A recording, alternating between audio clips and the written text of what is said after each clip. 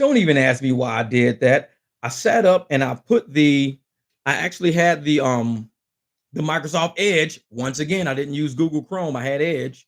But back to what I was saying, Jesus Christ. If you're just catching this is part two. You have to watch part one and kind of see where I'm going.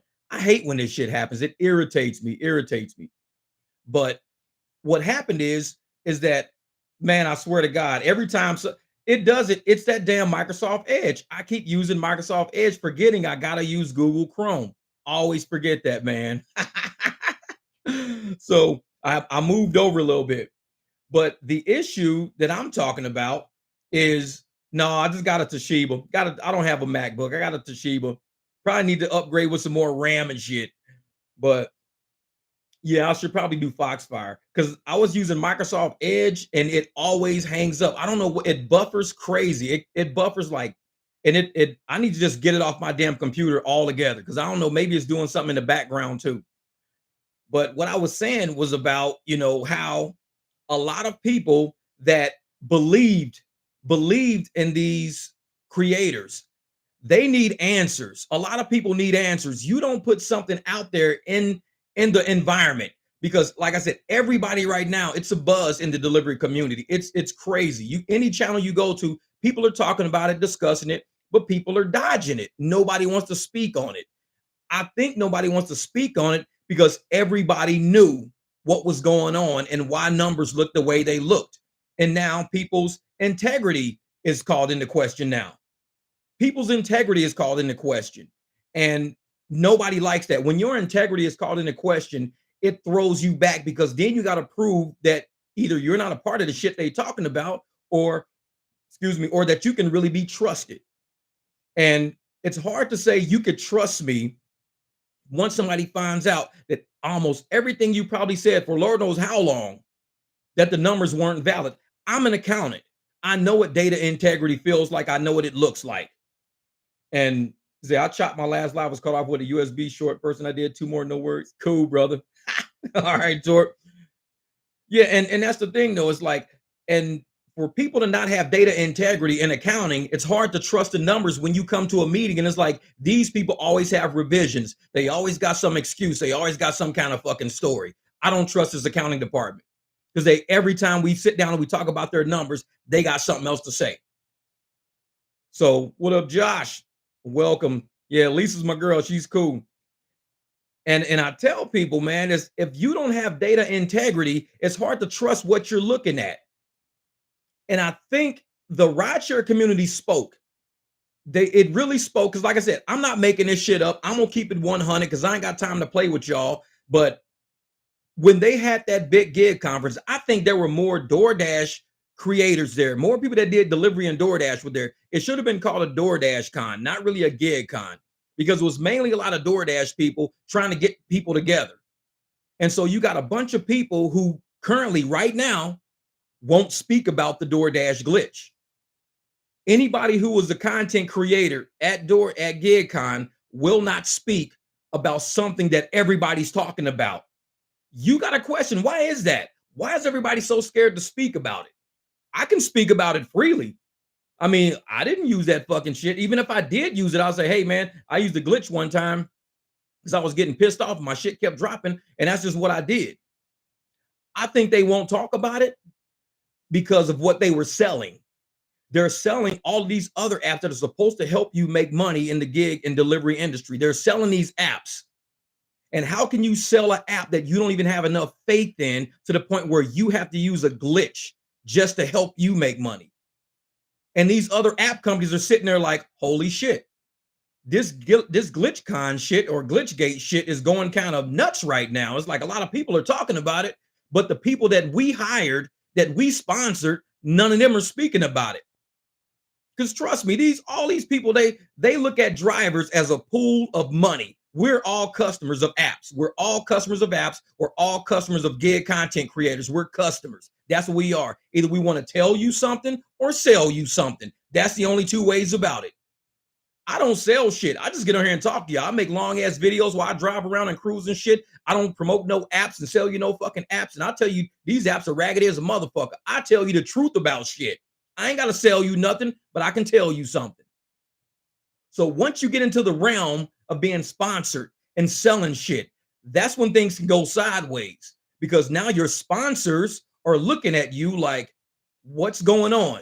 You probably need to say something. You need to speak up because like I said, you got over 300,000 motherfuckers out of all of these, and actually it's closer to 400,000 if you include all the gig content creators that were there. Almost 400,000 subscribers, and you can't get 1/20th of 1% of those subscribers in the same room. That to me is a truth that speaks louder volume than anything anybody can say. What up, Hoorie?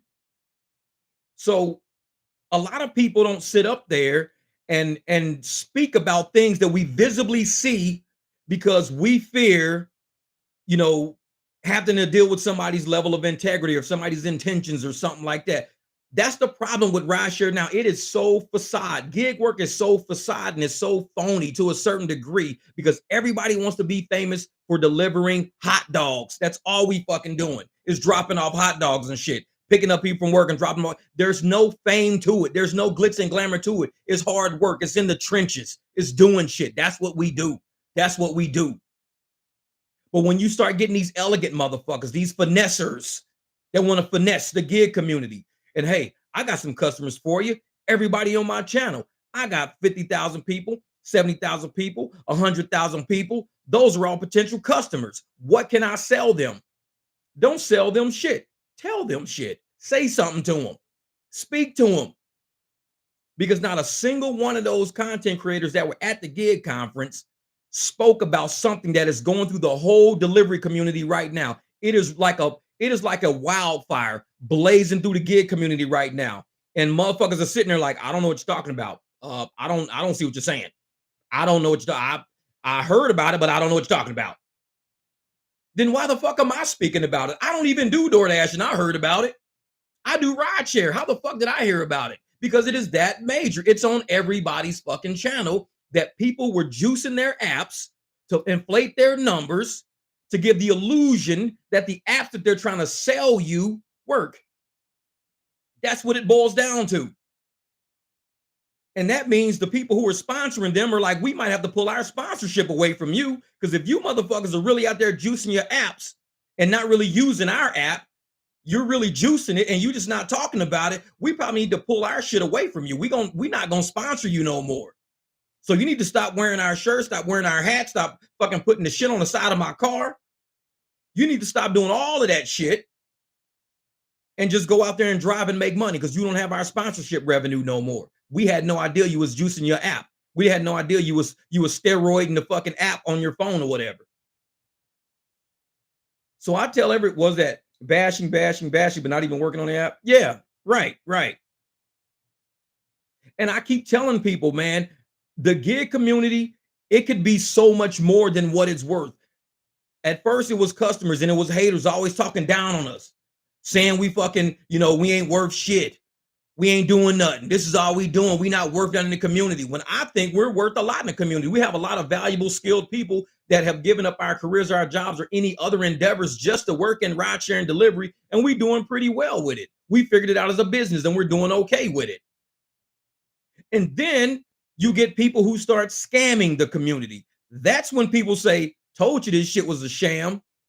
If it wasn't a sham, if it was all about hard work and getting out there and busting your ass and everything, why are people using hacks and glitches and all this shit just to make it by? Like I said, I don't care if somebody uses a hack or a glitch. I could care less. If it pays your fucking rent and all you doing is moving one screen to another screen and the app doesn't know what the fuck you doing, don't post that shit on my channel because I don't want the app to fix it. I want you to keep paying your fucking rent. That's all I want.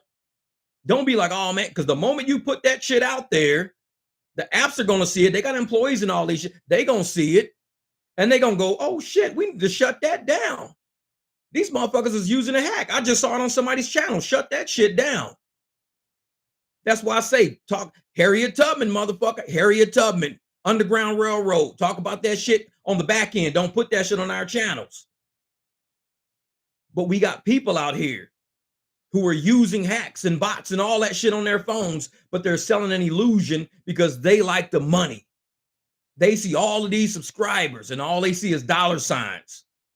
Ooh, these people gonna pay my life. They want to drive in no fucking car. Everybody's on the pivot on the way out of here. Everybody trying to get out of rideshare. What can I do to get out of rideshare? What can I fucking do? Oh shit, all these people around. How can I get funding from this? Oh, I got a sponsor. Oh shit, I got another sponsor. Oh shit, I got another sponsor.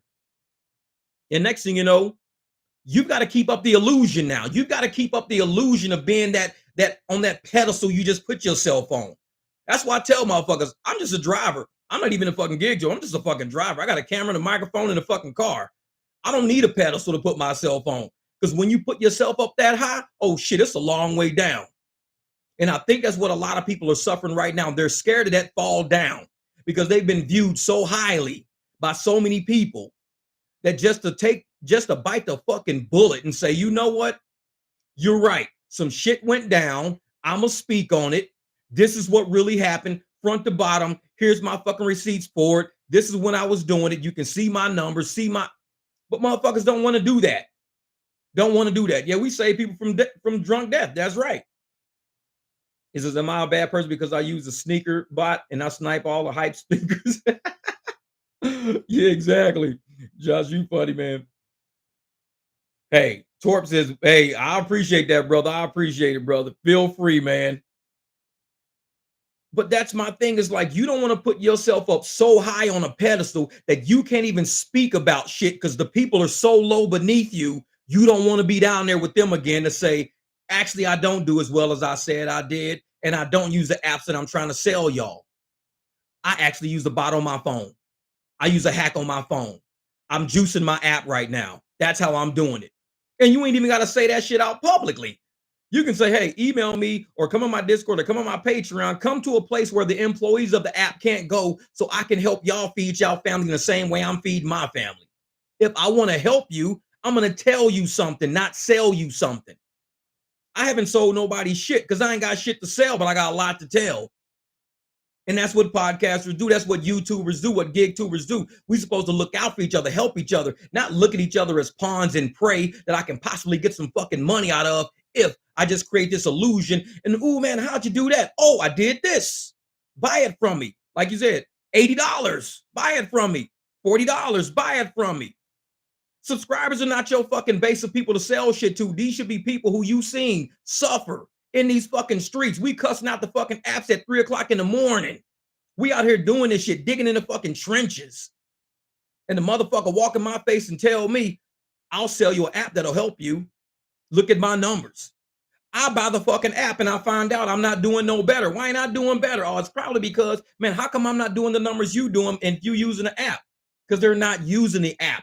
It was the fucking glitch. That's how they were doing it. And nobody wants to speak on it because if they speak on it, all the sponsors, all the people that are surrounding them right now have to look at them and go, damn, I really thought you was doing this shit the organic way, the natural way, at least using a fucking bot that you selling, at least.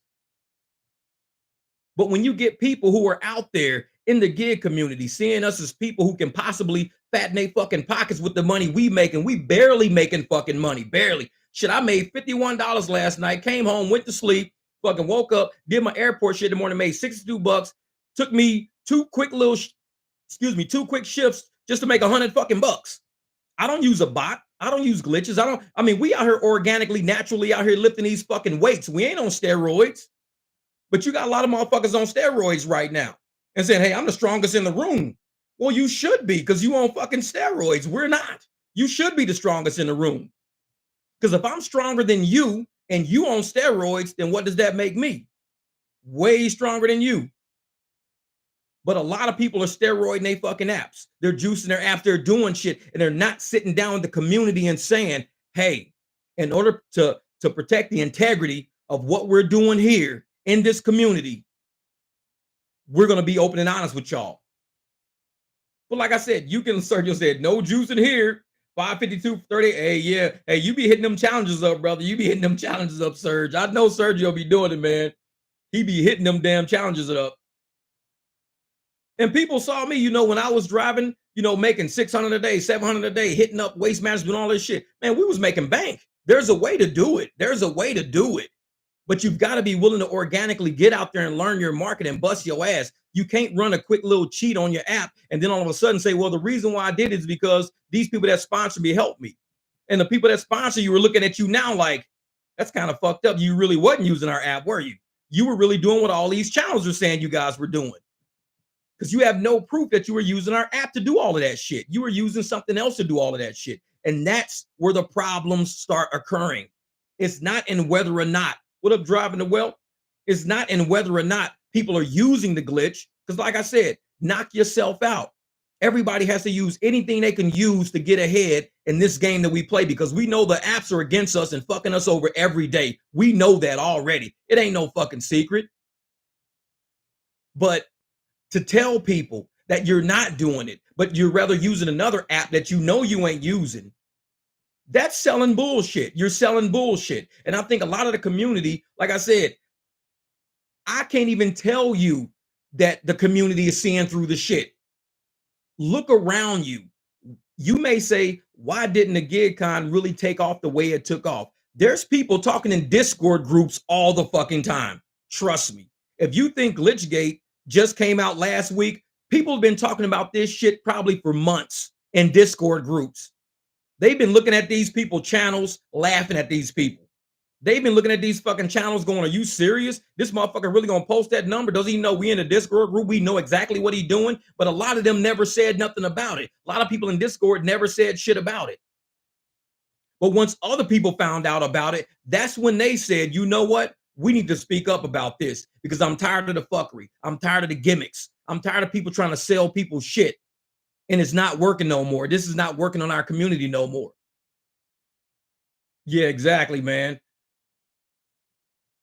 Yeah, hey Jason, I'm talking about DoorDash. That's the thing, man.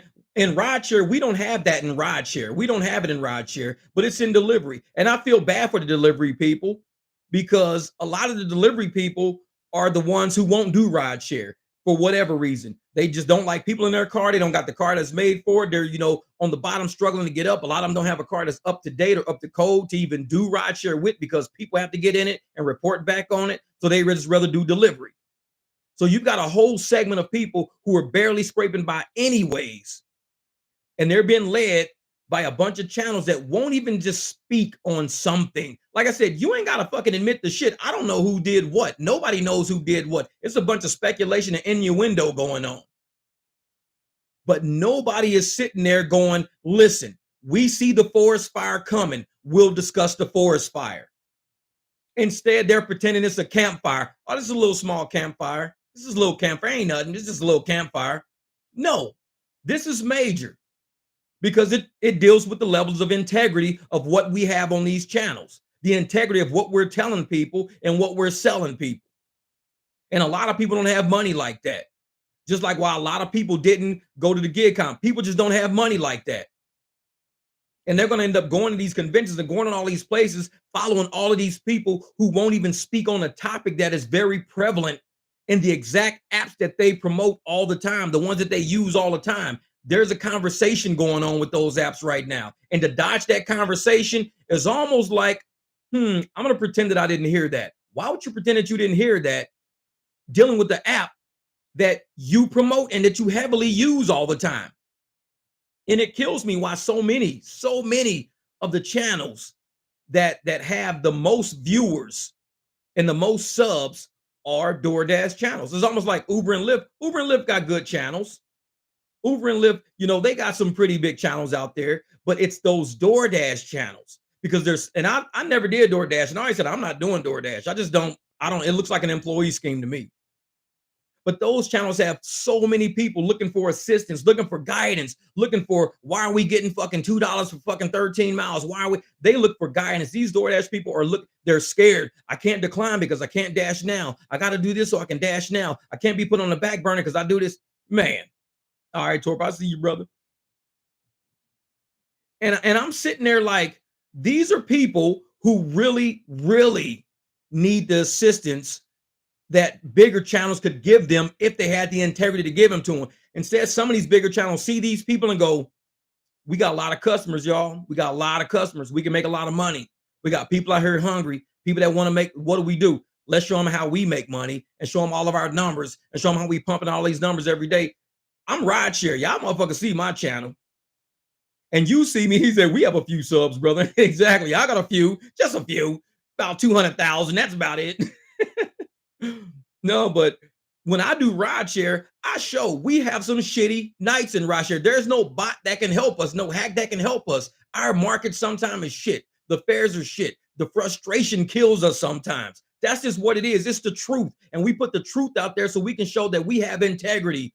Even if people don't value us, one thing they can say about us is that we work hard and we ain't gonna fucking cheat you.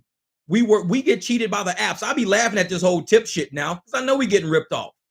But without the ability to audit, without the ability to have transparency, there's not much we can do. We can keep pushing for legislation to get more transparency. That's what we can do. We can talk to customers. That's what we can do. But other than that, we can't really do much. So we show through natural, organic means that we're willing to go out here, bust our ass, but not only bust our ass, but broadcast this shit on a channel and say, this channel has integrity. This is how it's really done. You will fall, but you got to get back up. You will have bumps, but you got to get back up. This shit ain't easy. But when you look at all these DoorDash channels, it's so fucking easy. These motherfuckers are giving customers their tips back. Is it that easy? I'm like, what the fuck is really real? It's like going to a motherfucking birthday party and giving the birthday gifts back to the people that gave them to you. I'm like, what the fuck are you doing? You telling motherfucking drivers it's okay to give the tips back to the customers. I'm looking at these motherfuckers like, what kind of fucking channels am I watching? Like I said, I'm not a DoorDasher. What fuck? That's like if somebody was to give me a $10 tip in the car and I turned around and said, hey man, you can have your $10 back. What the fuck? You said comments just about to be lit in 5, 4, 3. Man. Hey man, hey, I appreciate that, Mr. Gambit. Man, I try to do it, man. I really try to do it. And I tell the real, man, when I get shitty fucking fares, when y'all see all these shit popping up on my fucking screen, I get pissed off and I shut that shit down. Man, y'all see it in real time because we don't have time, man. We got to have data integrity. We got to have video integrity, content creator integrity. And we got people out there like CoffeeZilla and all these people busting all these fucking content creators for all the shady shit they've been doing. Trust me, there's some shady motherfucking content creators out there. Content creators out there. And I'm sitting there saying, why are people promoting shit in DoorDash communities that they wouldn't even do themselves for one thing? And why would they act like they're so motherfucking high and mighty and so great and amazing? It's like the Marie shit, that Queen Marie or whatever her name was. She says, oh, if they can't afford bread, let them eat cake. That shit, Antoine Marie or Antoinette Marie or something like that. She said, hell, if they can't afford bread, let them eat cake. Fuck it, let them eat cake. That shit right there is how they be in fucking DoorDash. Oh, y'all can't pay y'all bills and pay y'all rent? Just give the fucking customer their tips back. Don't worry about it. Just give them their tip back. Blessings will come to you. Because DoorDash and all their little fucking secret agents they got running around on YouTube, dusty ass fucking donuts. That's what they need. Fucking dusty ass donuts. Yeah, that's it. Marie Antoinette. That's it. But all these little fucking agents they got are there to support the customers. They need more customers. Customers are their revenue source. Just like I tell y'all with these apps in my videos, these apps weren't created to make us rich. They weren't here to help us. They ain't here to enrich us. They ain't gonna call you to make sure your fucking light bill's paid. These apps don't give a fuck about us. But yet when you got channels telling drivers, give your tips back, give them to the customers, make the customer feel better. Who the fuck side are you on, man? What the fuck? We going broke over here. I can't afford laundry detergent, motherfucker. I just got this $5. I'm gonna go buy some laundry detergent. The little bitty fucking bottle. That's $3.99. Might get 3 loads out of the motherfucker. And you telling me give the money back? Yeah, give it back. Motherfuckers out here struggling, man. Motherfuckers out here struggling. And this is what you promote. I look at this shit and I'm like, I'm in shock. I'm in disbelief. But it started making sense once a little small few channels started popping up, talking about shit, saying the reason why these motherfuckers ain't stressing like the rest of us, because they juicing their app. They ain't worried about the money. They ain't worried about the money. These motherfuckers got sponsors. All they got to do is show a couple of screenshots a day, a couple of videos a day, get on YouTube, this and that. They sponsors take care of them, this and that. These motherfuckers are agents. for other things, not agents for drivers, but agents for other things they got going on in their life, which is cool. I tell motherfuckers all the time, excuse me, if that's your hustle, I ain't knocking nobody's fucking hustle. But when your hustle is checked, at least have the integrity to get online and say, I see the forest fire behind you. Let's talk about this fucking forest fire.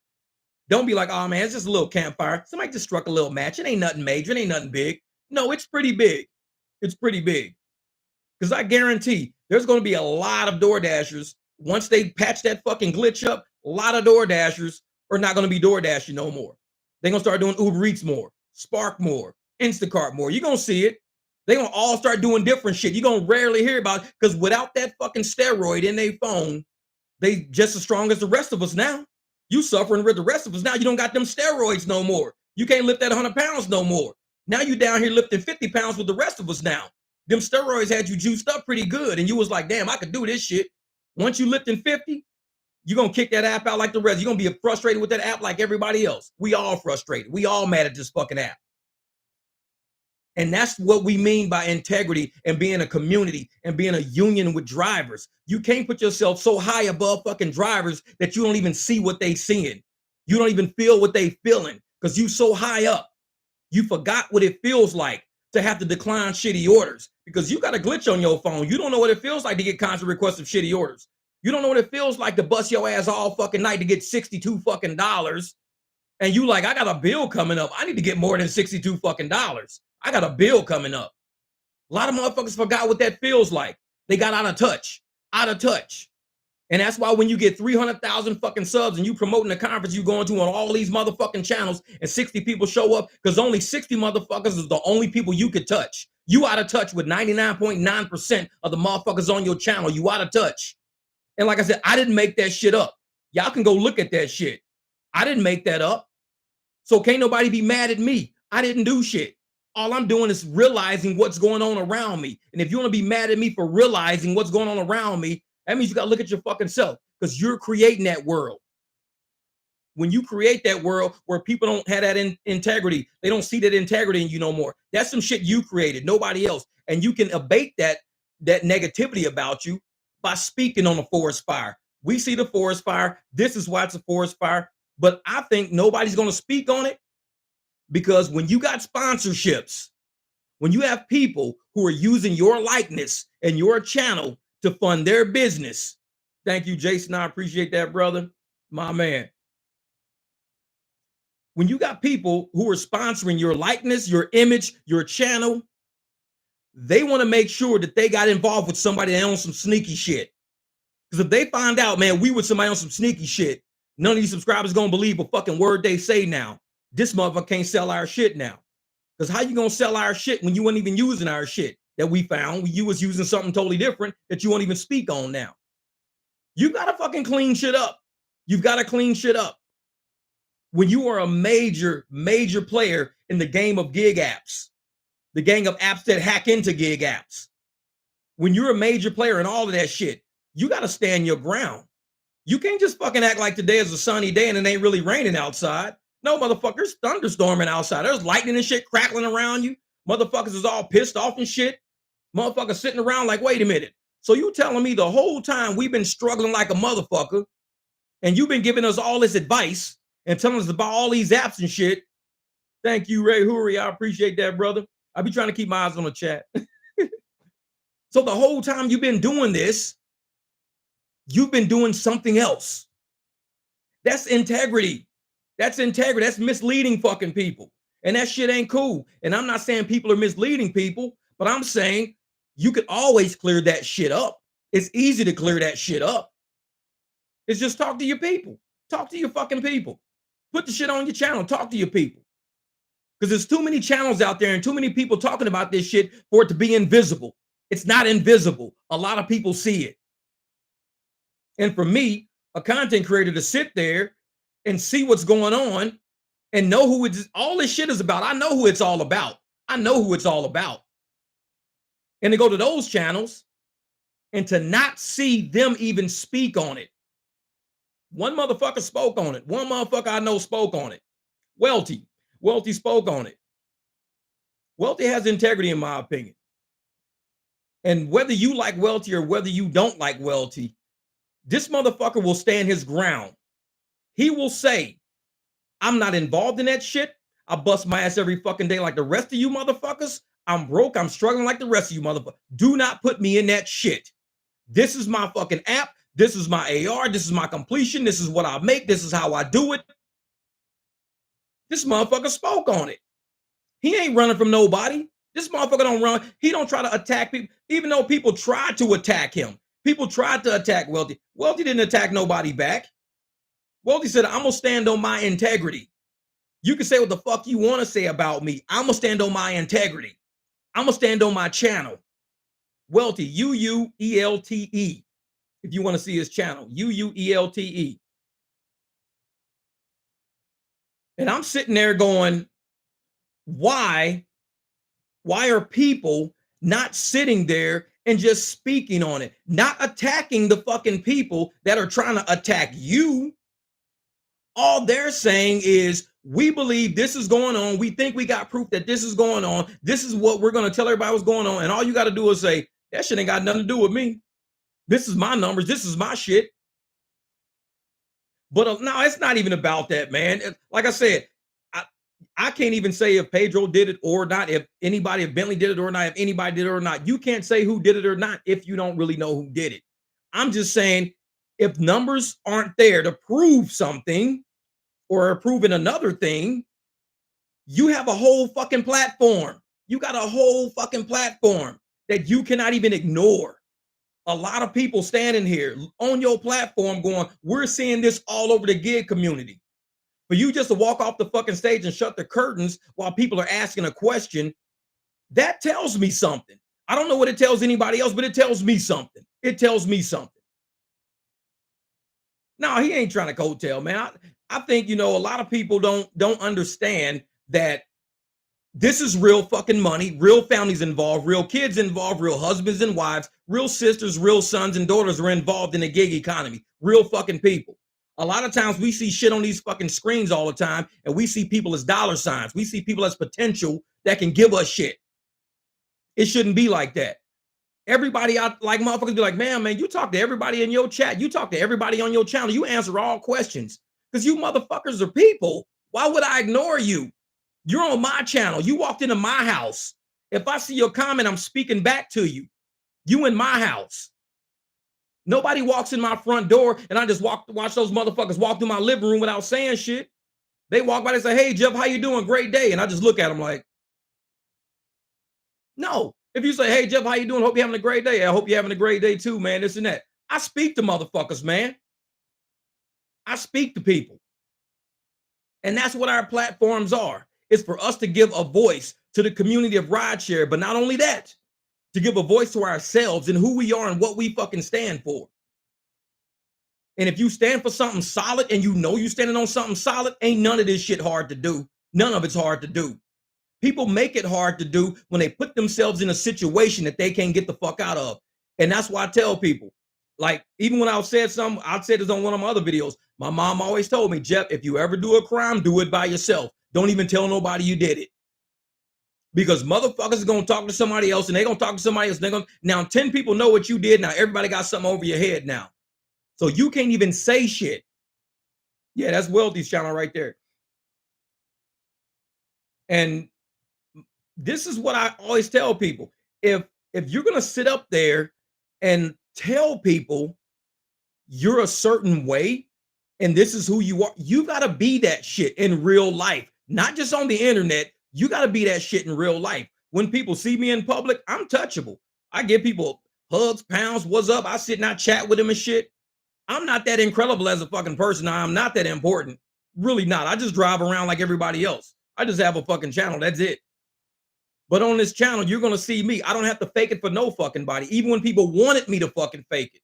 People telling me, Jeff, all right, this is what we're going to do, man. We're going to try to cool it on the cuss words just in case, for monetization purposes and this and that.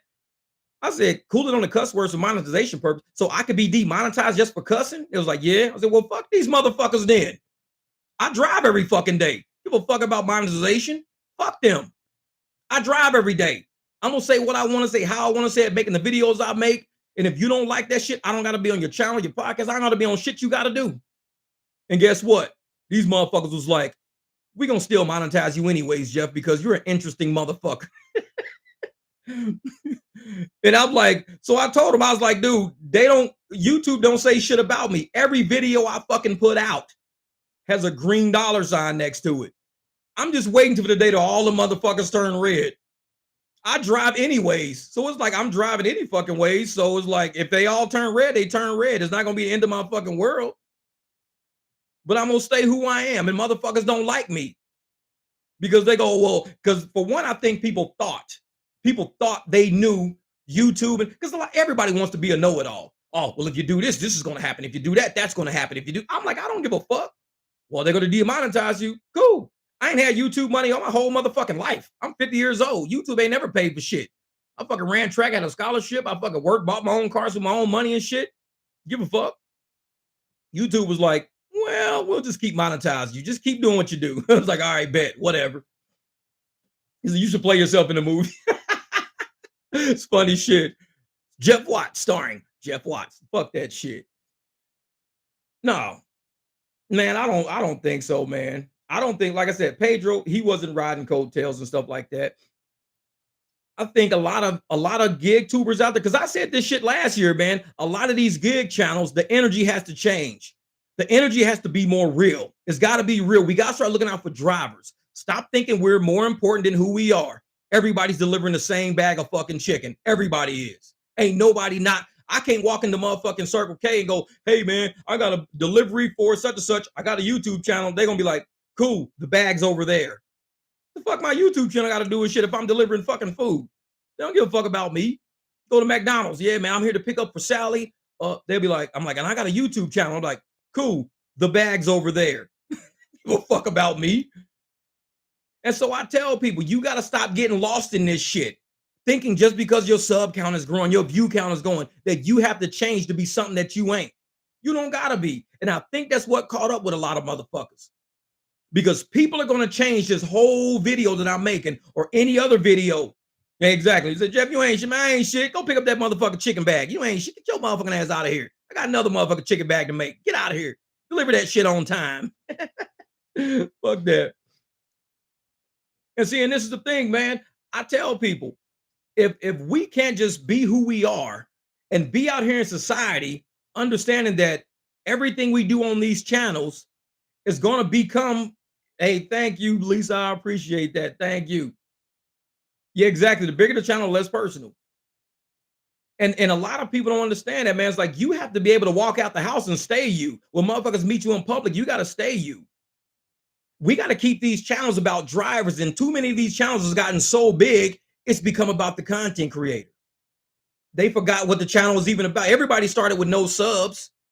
Everybody started with no subs. Go to 5, go to 50, go to 100, go to 800, go to 1,000. I mean, we all start the fucking same, but it's not where you start. It's where you end up. Because like I said, CoffeeZilla, he's seen a lot of motherfuckers be way higher than any of us will ever be. And they all come crashing the fuck down. I mean, I'm talking about fucking crypto kings and all these motherfucking millionaires and everything else. So don't worry about where the fuck you start or where you are right now. Where you gonna end up? Because the highest motherfuckers on the totem pole can end up like Sam Bankman-Fried, sitting in fucking prison right now. You can go from buying mansions and buying fucking all this shit to sitting in fucking prison. Don't worry about how you start or where you at. Worry about where the fuck you gonna end up. And I think a lot of people forgot that aspect, and they started looking at themselves as bigger than everything else around. And I tell motherfuckers, yeah, exactly. 100 clay plaque for the wall. It's like the plaque don't mean shit. It's a fame thing. It's like having a fucking trophy on your phone for doing 100 deliveries. It's a piece of fucking metal somebody made in a warehouse. I can make my own plaque. I got a welder. I can make a fucking plaque saying the most jackass fucking YouTuber and hang that shit behind me. They're gonna do, where'd you get that most jackass plaque from? I made it. Looks pretty cool. Looks just like YouTube made it, huh? I could do that shit, but why would I? So I'd rather just sit here and just chat with y'all and talk to y'all and tell y'all what's really real. You said my Jeff want to do it. Subs don't talk. And that's right. And you get all these subs on your page. You get all this gathering and this following your page. And like I said, I'm going to tell you some real shit right now. Telling you some real shit right now. You could have over 350,000 subs, over 350,000. Throw a fucking party and 60 motherfuckers show up. Think I'm lying. Think I'm lying. I don't make this shit up. I don't. There's a reason why things happen the way they happen. And people, like I said, motherfuckers will be mad at me for having the eyes and the ears to see this shit. I don't have to fucking say shit about it. I can pretend like everybody else. I can pretend that I don't see it. Just like how people pretend this whole glitch thing never happened. People are going to pretend it didn't happen for one reason and one reason alone. Because either they were involved in it or they used it to gain a crutch to make people believe something that wasn't true. Because it's easy to talk about it. Look at me. I'm talking about it right now. It's not that hard. You just speak on it. But when you want to try to preserve some illusion of integrity, you're trying to preserve that illusion of integrity, you're not going to speak on it because you're scared. You haven't thought far enough yet about what do I say if I get caught? Because I got bigger people to talk to. It ain't just subs you got to talk to. Now it's companies that you're dealing with you got to talk to because they see your channel. They see your videos. They see everything. And they like, so is that true? Like you really didn't use our app? You really used a glitch on the phone to do those numbers you were doing. It wasn't our app. So that's telling them that the app was never tested. It was never tested in that market by you as a YouTuber that supposedly knew what the fuck you were doing. It was never tested. Hey, all right, Mr. Sergio, brother. Will do, brother. I'll shoot you a text, my man. This is Roger Lee said, Jeff, you can definitely speak. No, man. But it's like, once you talk to these major companies and you got all these people sending you packages of shit and sending you things in the mail and sending you fucking checks and asking you this and putting you involved in business deals and got you in negotiations and all of this shit to find out the motherfucker sitting in front of them had something else going on that he didn't tell nobody. Happens all the time in corporate America. Happens all the time in corporate America. I've seen it. And what happens? Somebody resigns. Somebody gets let go. Always fucking happens. But at least people would have the integrity to say, I need to sit down and speak to people about this before I just let this shit gloss over and let this be on my name. This ain't gonna be on my name. If it's not involved with you and you not involved with it, you can't let it sit on your name. And there's too many channels out there right now with a whole bunch of people. Whole bunch of people. All right, Serge, my man, you be easy out there, brother. Bo was like, what glitch? Man, I told you, I said that when I started this video, I said, I'm going to have to start this shit like early so people don't go back and be like, what you talking? It's a DoorDash glitch, man, a DoorDash. It's not a rideshare glitch. And I tell people, man, if you want to sit up there and trick a lot of people into believing something, that's cool. That's cool. But be ready to deal with the consequences of it when that shit starts coming back down the pipe. You've got to be ready to deal with it. You've got to have that plan. And if you don't have that plan, you know what's going to happen? Everybody's going to shut down. Exactly. That's what it is. The dollar tip glitch. That's what we fucking feel tonight. Shit. They getting our ass. And if you don't have a plan for when things blow up, you're going to clam down. You're going to shut down. And that makes you look more involved than what you probably ever were. And you got 50,000 people, 60,000 people, 20,000 people, 40,000 people, 15,000 people, all these people looking like we're seeing all these channels saying all of this shit. What's really real? Motherfuckers won't speak on it. They won't speak on it. Because speaking on it and putting that content on their channel could cause somebody with the brain to say, we can look into that. We can actually look into that. You know, we have the technology and the data to look into that to see if you're lying to us or not. And a lot of people are being paid not only by YouTube and Google, but by outside sources that are using these platforms on YouTube and Google to push their products. They're using certain GigTubers to push their products. All of this shit has ramifications. It all has ramifications. And that's why if I was involved, honestly, not even if I was involved, if I wasn't involved, I'd be the first motherfucker to drop a video. No, these motherfuckers got it wrong. This is what I use. Let me show you how. Let me show you why. This is what I do. Varte. You stupid dude. Thank you, brother. I appreciate it. He said, this is from the glitch. I appreciate that, brother. Man, you all right, Vartan. You all right, man.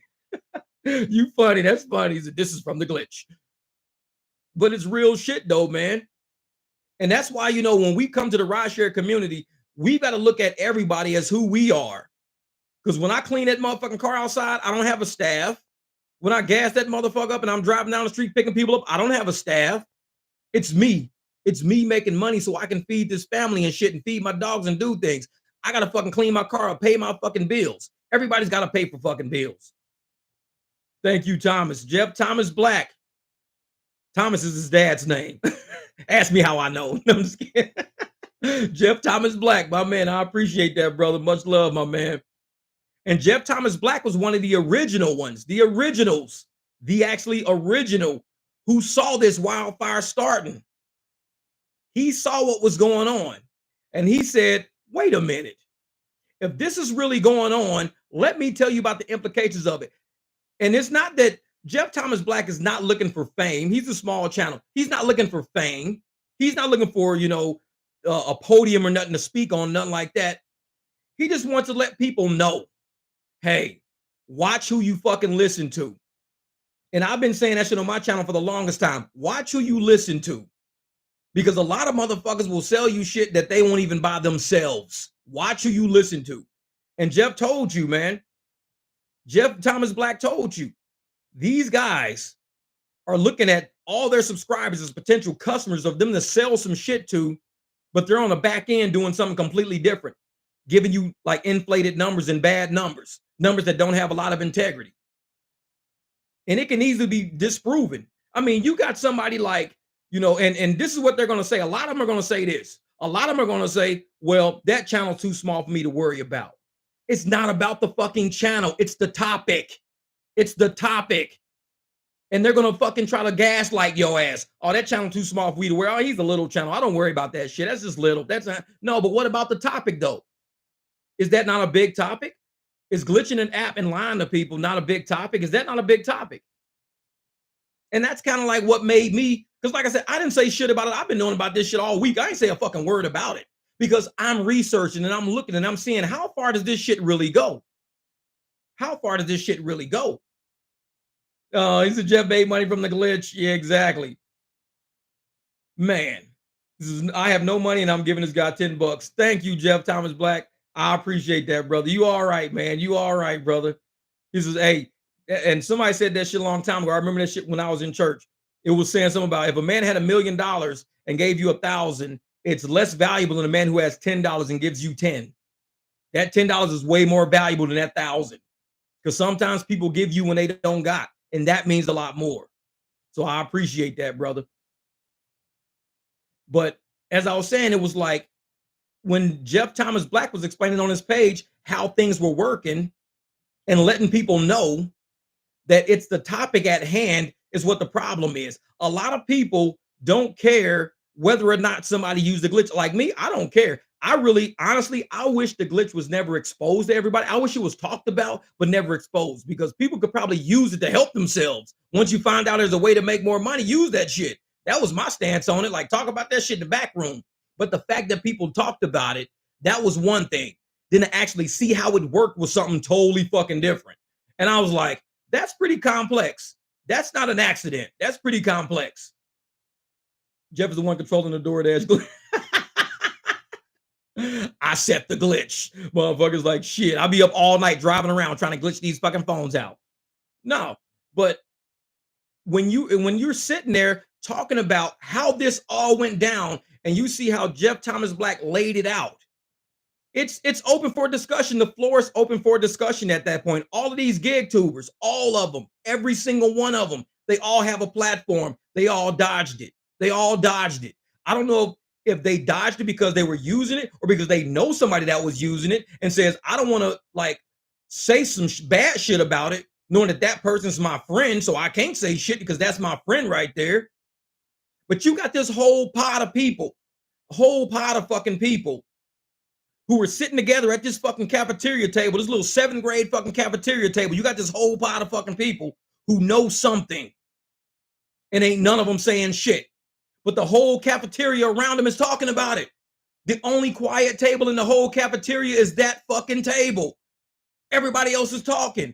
This table's chatting about it. This table's chatting about it. This table's chat. They talking about it. These motherfuckers, they walking into the fucking cafeteria talking about it. But this table is completely fucking quiet.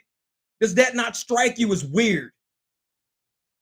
And even if you ain't got shit to do about it, shit to do with it or say about it, at least you can hear the chatter going on in the community. You can say, I'm going to address that shit because as a leader of this community or perceived leader of this community, I think it's a duty to speak to the masses of people I have on my channel to say, this is what was going on. All these channels are right. That is how it worked. That's what was going on. And this is what happened. This is where it all started. But it's one of those cases of don't tell them if they can't prove it. And to me, that's a lack of integrity because it's already out. People already know it. I think on my end, honestly, because even though I'm a rideshare driver on my end, knowing that I chat with everybody, I'm on people's pages, I'm checking on everybody, doing everything, it would look suspect on my end to not say what everybody's talking about. It would be very suspect. Like, why is Jeff dodging the question about it? He's not commenting about it. He don't say shit about it. Is he involved with it? I am a glitch. God damn it. I'm in the matrix. Fuck that. No, I'm just kidding. Like I said, people don't even understand how I'm still monetized. They go, dude, there's no fucking way you're monetized. There's no way. I'm like, I don't know, talking fucking YouTube and Google. Shit, it ain't got nothing to do with me. I ain't make up these fucking rules. I just make videos and shit. Ain't got shit to do with me. Yeah.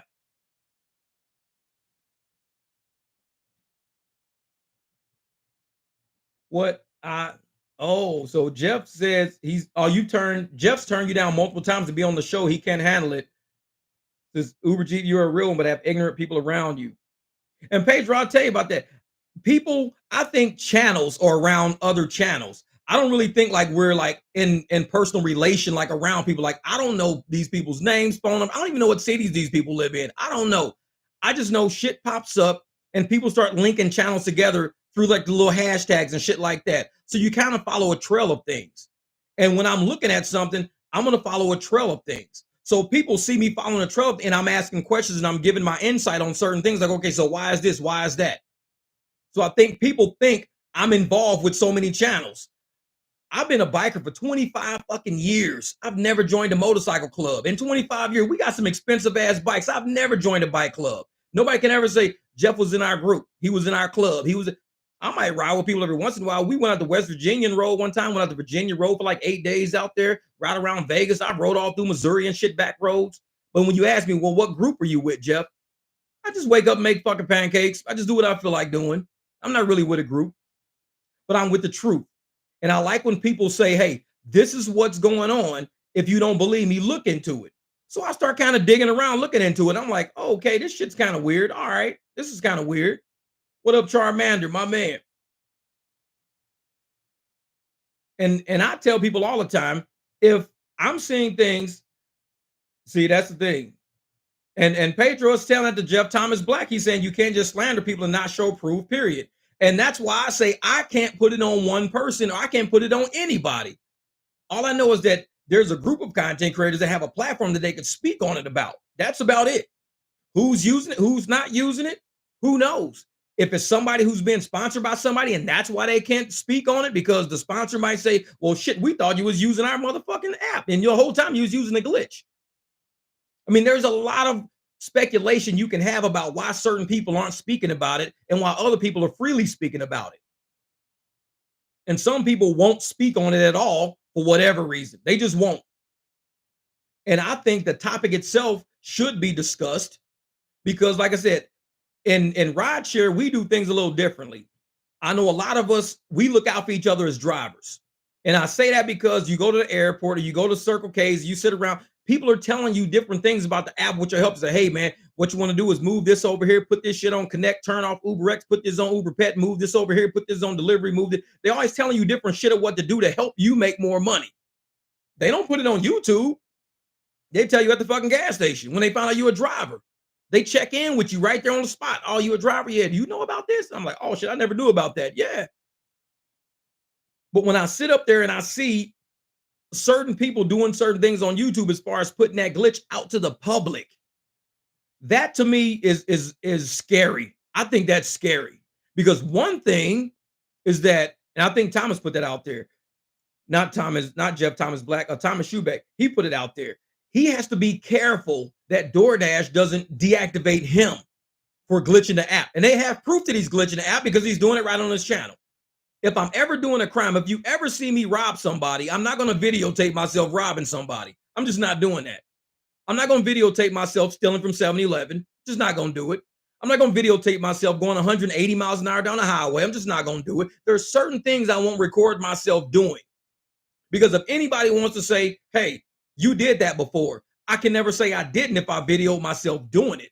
That's the kicker right there. And that's why I said, don't record yourself doing it. Like, talk about it in the back channels, like Harriet Tubman, motherfucker. Talk about it in the back channels.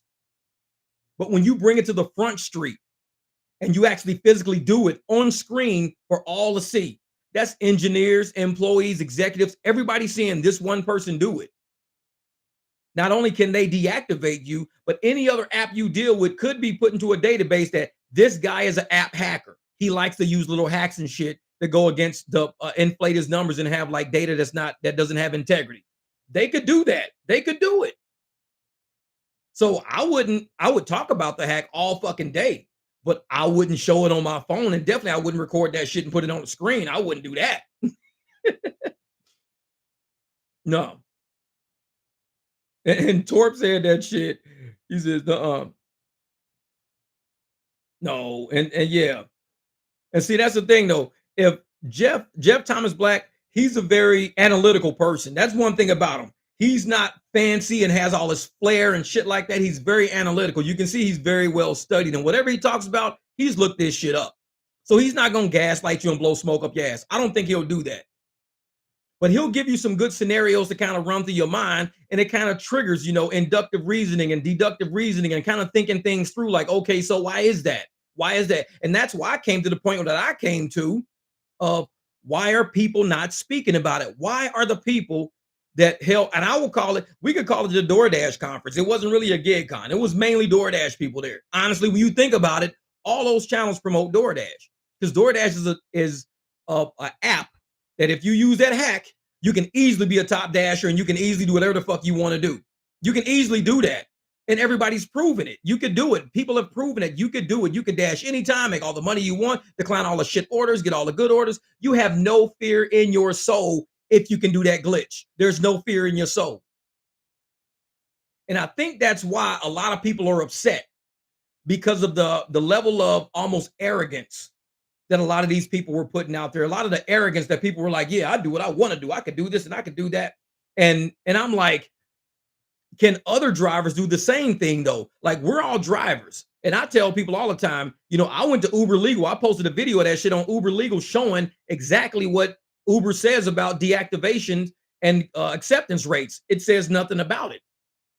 Because I wanted to give that information to everybody, because if I'm freely declining every fucking thing and people are like, dude, I'm scared to decline, I can't do that. I'm like, yes, you can. Because if Uber says there's no limit on no minimum deactivate AR number you can get to, then do smart fucking rides. That's it. Tell it. Don't sell it. And I'm one of those people that have no fear in helping somebody else make money, because there's so many people out there right now doing rideshare that make way more money than I make, way more. And they watch my videos, they, dude, I did great this weekend, man. I did amazing. And they tell me their numbers, 425 in one day, 365 in one day. Way better numbers than me. Because I will never say, oh, I'm the best driver out there. I'm the greatest driver out there. And I have all these companies trying to, Jeff, we want you to sponsor us since you're the best driver. You're the greatest driver. Somehow you keep your numbers up. Somehow you do this, you do that. Dude, I have some shitty days. The most I can do is just keep it 100. That's the most I can do. I can't beat every fucking driver. I'm not trying to. I just want to make sure my bills are fucking paid and I got a little bit on the side. But hey, thank you, Chris, my man. So I'm gonna hit you on the app. Thank you, brother. I appreciate that, Chris, my man.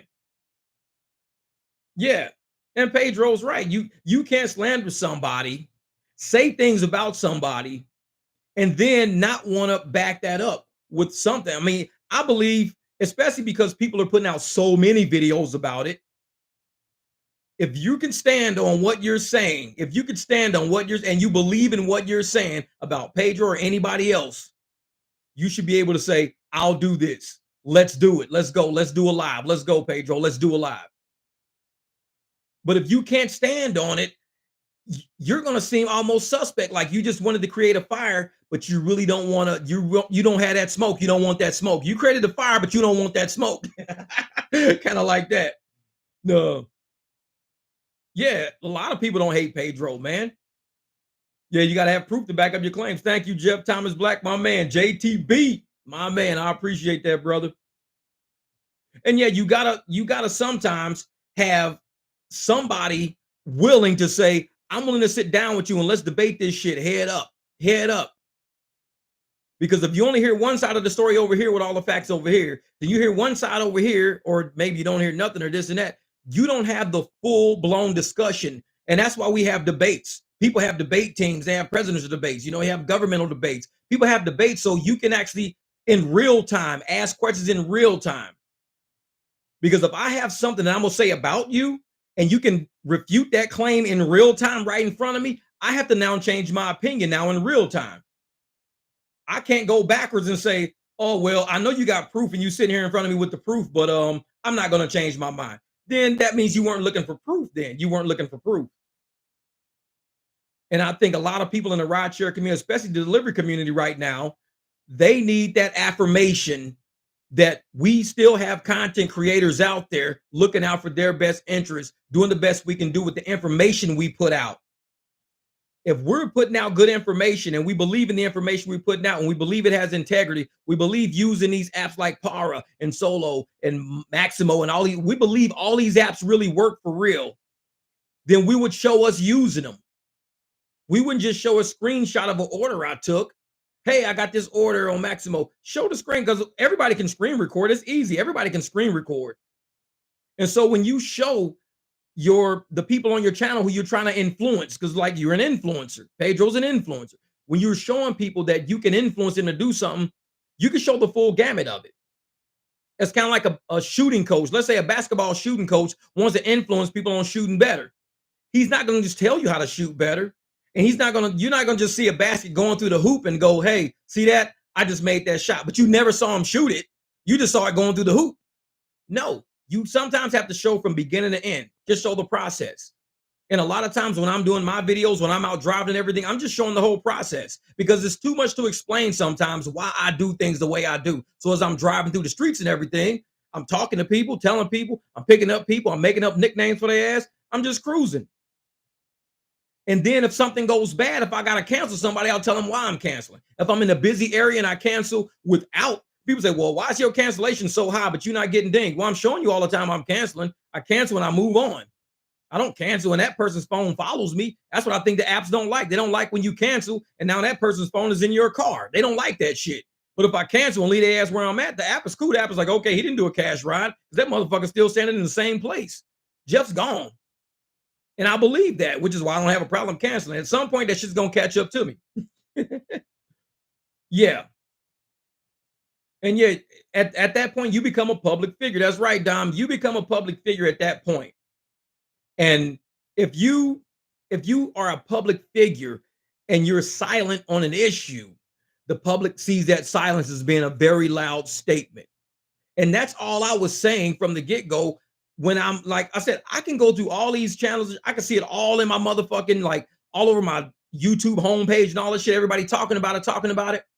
But it's kind of like all the big channels that were at the gig conference, they don't even speak about the same thing. Like I said, it's not about them saying, well, that content creator's too small for me to acknowledge. It's the issue itself is what we're talking about. I don't care about which creator said what. I don't care. But it's the fact that it was said and it's out on the table now. So it's here for a discussion. The topic is big. And then I heard recently that the DoorDash glitch was fixed. Some people said it was fixed. Some people said it wasn't fixed. Like some people can still do it. Some can't. And I tell people all the time, if you talk about a glitch online and you show shit online, all these app employees are going to see that shit and they're going to patch a hole in it. Thanks, Juan, man. I'm telling you. Juan, man, I appreciate that, brother. I appreciate it, man. Oh, Jeff said it's not fixed. Yeah, because they've got to go through and figure out how they can deal with the Android phones and everything to get the app to acknowledge that an order was not taken, because with the way it's set up now, the app doesn't acknowledge that an order was not taken. The app doesn't acknowledge it if you do certain things to your phone. And if that happens, guess what? You never have to take a bad order. You never have to. Your AR could be like 100%, and you could delete all the rides that day. You could delete all shit that day, all trash orders, all orders you don't want. And you still sitting at 98%, 85%, 100% all day long. And everybody else has to take those same shitty orders, or else they lose the ability to get orders or see certain things. And that's the bad part right there, is that when you juice an app and you tell people that you're doing something different, like, I'm not juicing, I'm doing it the right way. My market is just really, really good, and I'm having a great day, and I'm just doing great decisions, and everybody just so happen to be ordering great food. When really, if you know that's not the truth, if you know there's a lot of shit been coming to your phone, but somehow you're bypassing it, that's part of the integrity right there of saying, why would I tell somebody to purchase these apps that I'm selling under my page and saying that they work when really they don't work? And the bigger thing is, those apps now can say, we really thought you were using us. We really thought you were using us to get those numbers. So you're saying you never used us to get those numbers? Nope, didn't have to. So why are you selling stuff that you don't even use? Money. That's what it comes down to at some point, money. It's a hustle. And I'm not saying people are hustling other people, but I'm saying it would be a hustle. That's what a hustle is. What up, King James?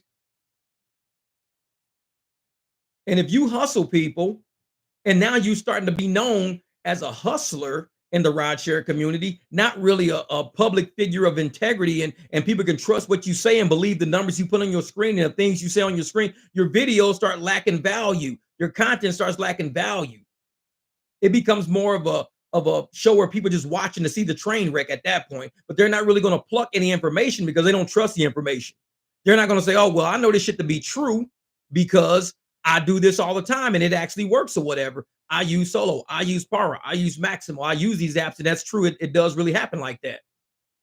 That's the only way, is having other people with those channels that'll sit there and show the full gamut of what's going on. Excuse me. Yeah, I know it. I believe that. I believe that, Jeff Black. I believe it. And Dom said, I like to see this live because I have no idea what this glitch is. Well, if you go to Jeff Thomas Black's channel, I think he has it there. I think Thomas Shoemaker, he has it. Excuse me. I think Tort might even have one. DoorDash Sucks and Gigs Exposed has one, but it is on your channel. Okay. And so those are all the people who actually have the actual glitch on their phone showing how it's going on, on their page, showing exactly how people can retain a high AR without being punished by DoorDash. DoorDash is a weird app. It's a very weird app. And that's why I think a lot of people flock to it if they have the ability to bypass the weirdness. Because you see a lot of shit up front and you don't get tip baited. Uber Eats, you get tip baited. People can pull a tip. So people love DoorDash because you can't be tip baited, or you probably won't get tip baited. You can even add more to the tip. But if you can bypass the fact that you get punished by retaining a high AR, and that's been your bread and butter app because you can do that, what happens when that hole is closed? What now? At that point, what do you do? When that hole gets patched up and no longer can people, everybody's AR, either you have to start taking trash, and now you're on the same page as everybody else. Everybody's taking trash now. Or you have to jump to a whole nother app now. Yeah, just click on his name and it'll come up. Yep. That's right, Dom. That's right, Dom. Is the and they pay you for Prop 22 weekly. Yeah, exactly. And see, and that's another thing, Dom. If you get Prop 22 money with DoorDash, does that mean that's like minimum wage? Because just like the state of Minnesota is doing that shit right now, trying to come up with a minimum wage. They're trying to make Uber and Lyft or something come up with a minimum wage. And both apps are like, yeah, we're out of here. If you come up with a minimum wage of $15 for drivers, we're out of here. Which tells me a lot of drivers ain't even making $15. If the drivers are asking for a minimum hourly rate of $15, a lot of people ain't making $15 an hour, which is delivery, rideshare, everything involved. If you ain't even making $15 an hour and you got, would you like to see me go live with Pedro? I don't know, man. I think you guys are going to have Y'all better get y'all ducks in order for that live. That's gonna be a crazy live right there. Get y'all ducks in order for that. Because, like I said, he's got a lot of people on his channel that don't know who a lot of us are. And that's one thing. Like I said, Pedro has been around for a long time in the gig space. A lot of us haven't. But I tell people all the time, it's not about how many subs you got, it's about the composure of the content you create. Because you can create the most amazing content, but then you get somebody like CoffeeZilla can fucking shoot all that shit down in an instant and have your page shut down real fucking quick. So it's not how much content you create or how many subs you got, but it's like, what is the quality of your content? What is the integrity of your content? That's what it boils down to. So I'm one of those people that really believe that if you can create content that you never have to backtrack on, if you never have to look over your fucking shoulder on, you're good. You're good. But there's a lot of channels out here creating content that they've got to look over their shoulder on all the fucking time, thinking, well, somebody knows this shit. Somebody might expose this shit. Somebody might say something about this. And when it happens, you can't sit at the cafeteria table quiet when every other table's talking about it.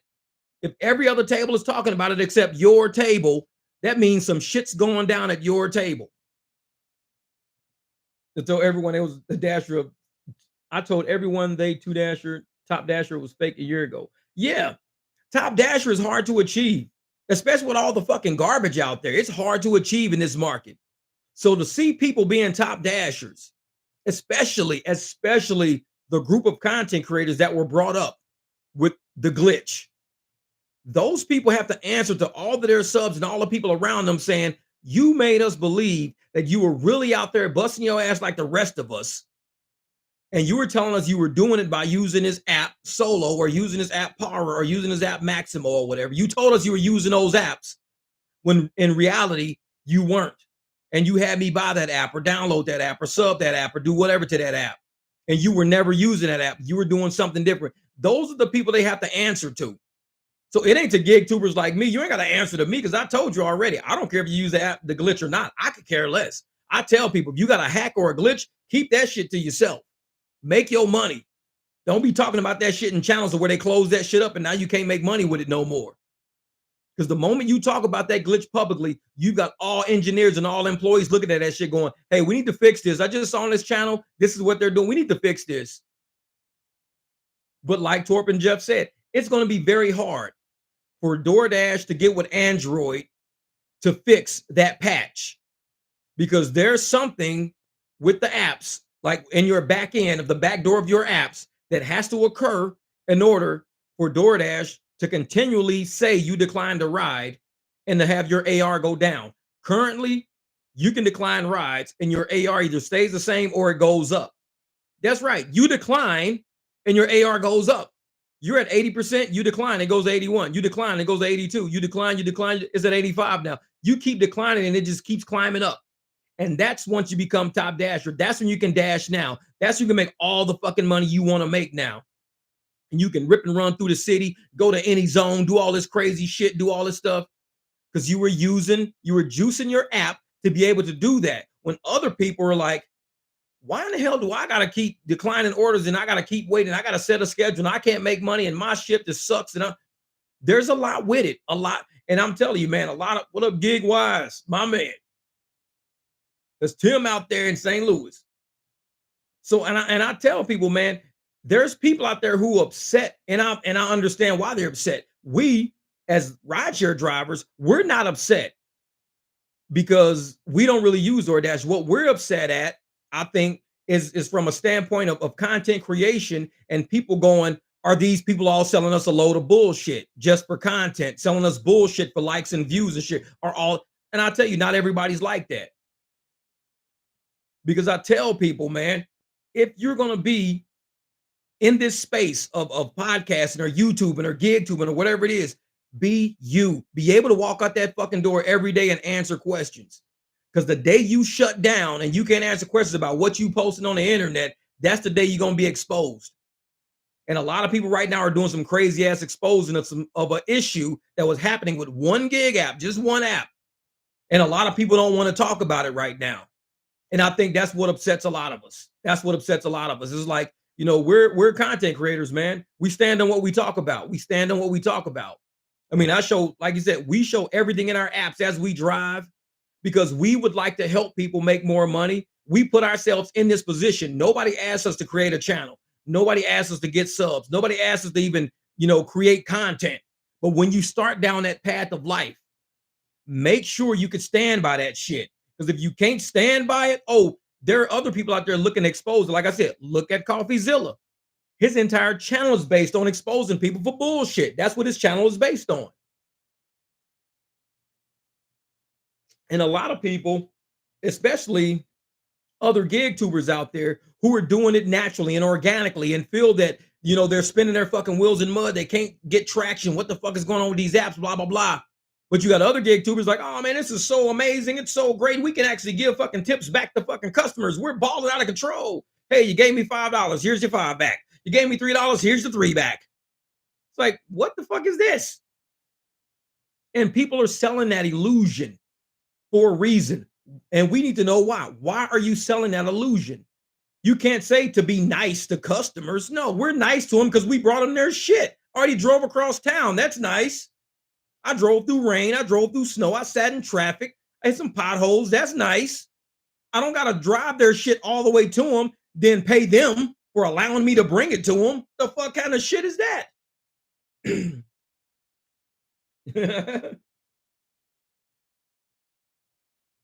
there you go.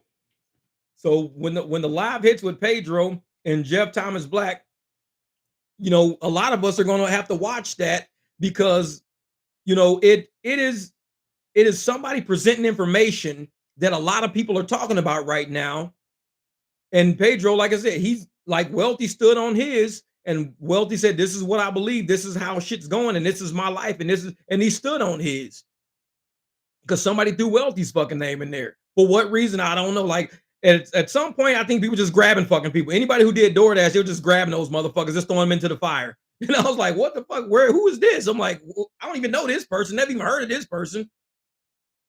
But not Wealthy. Those other people I had never heard of. I've heard of Wealthy, but it was a lot of people I've never heard of. And I was like, who are all these fucking people? What the fuck? Yeah.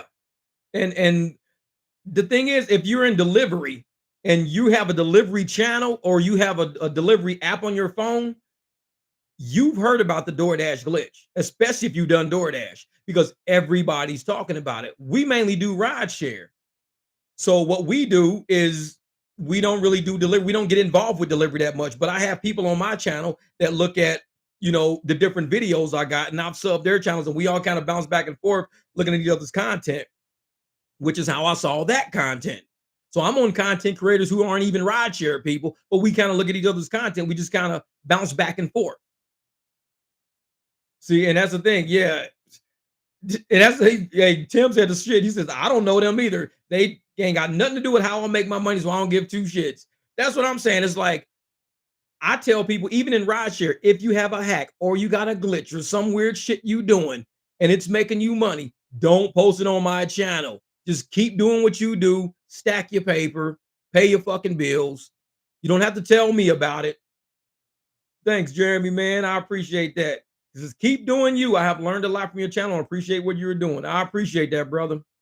Jeremy Snyder, I appreciate that, my man. Hey, man, I'll be out there trying to do it, brother.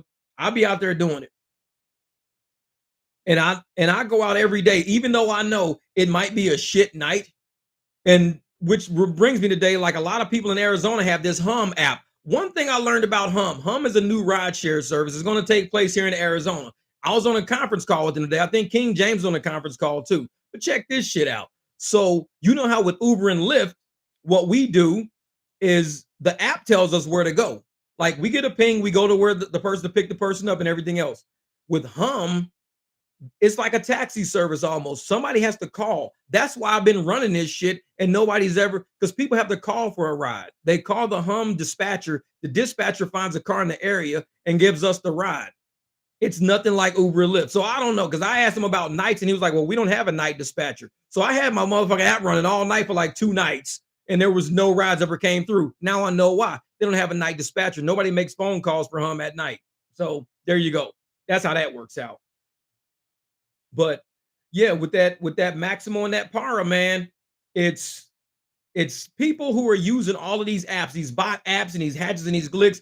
It's okay to say if you're using them, if you believe that you're not going to get in trouble. Because I think if you're committing a crime and you know it's a crime, then you're just egregiously committing a crime. But a lot of people are saying none of these apps, like all these bots, are totally legal. Nobody cares. We can use these bots. Then post them. Post the bots. That's cool. Talk about the bots. Use the bots. Show how you use them to show other people how to do it.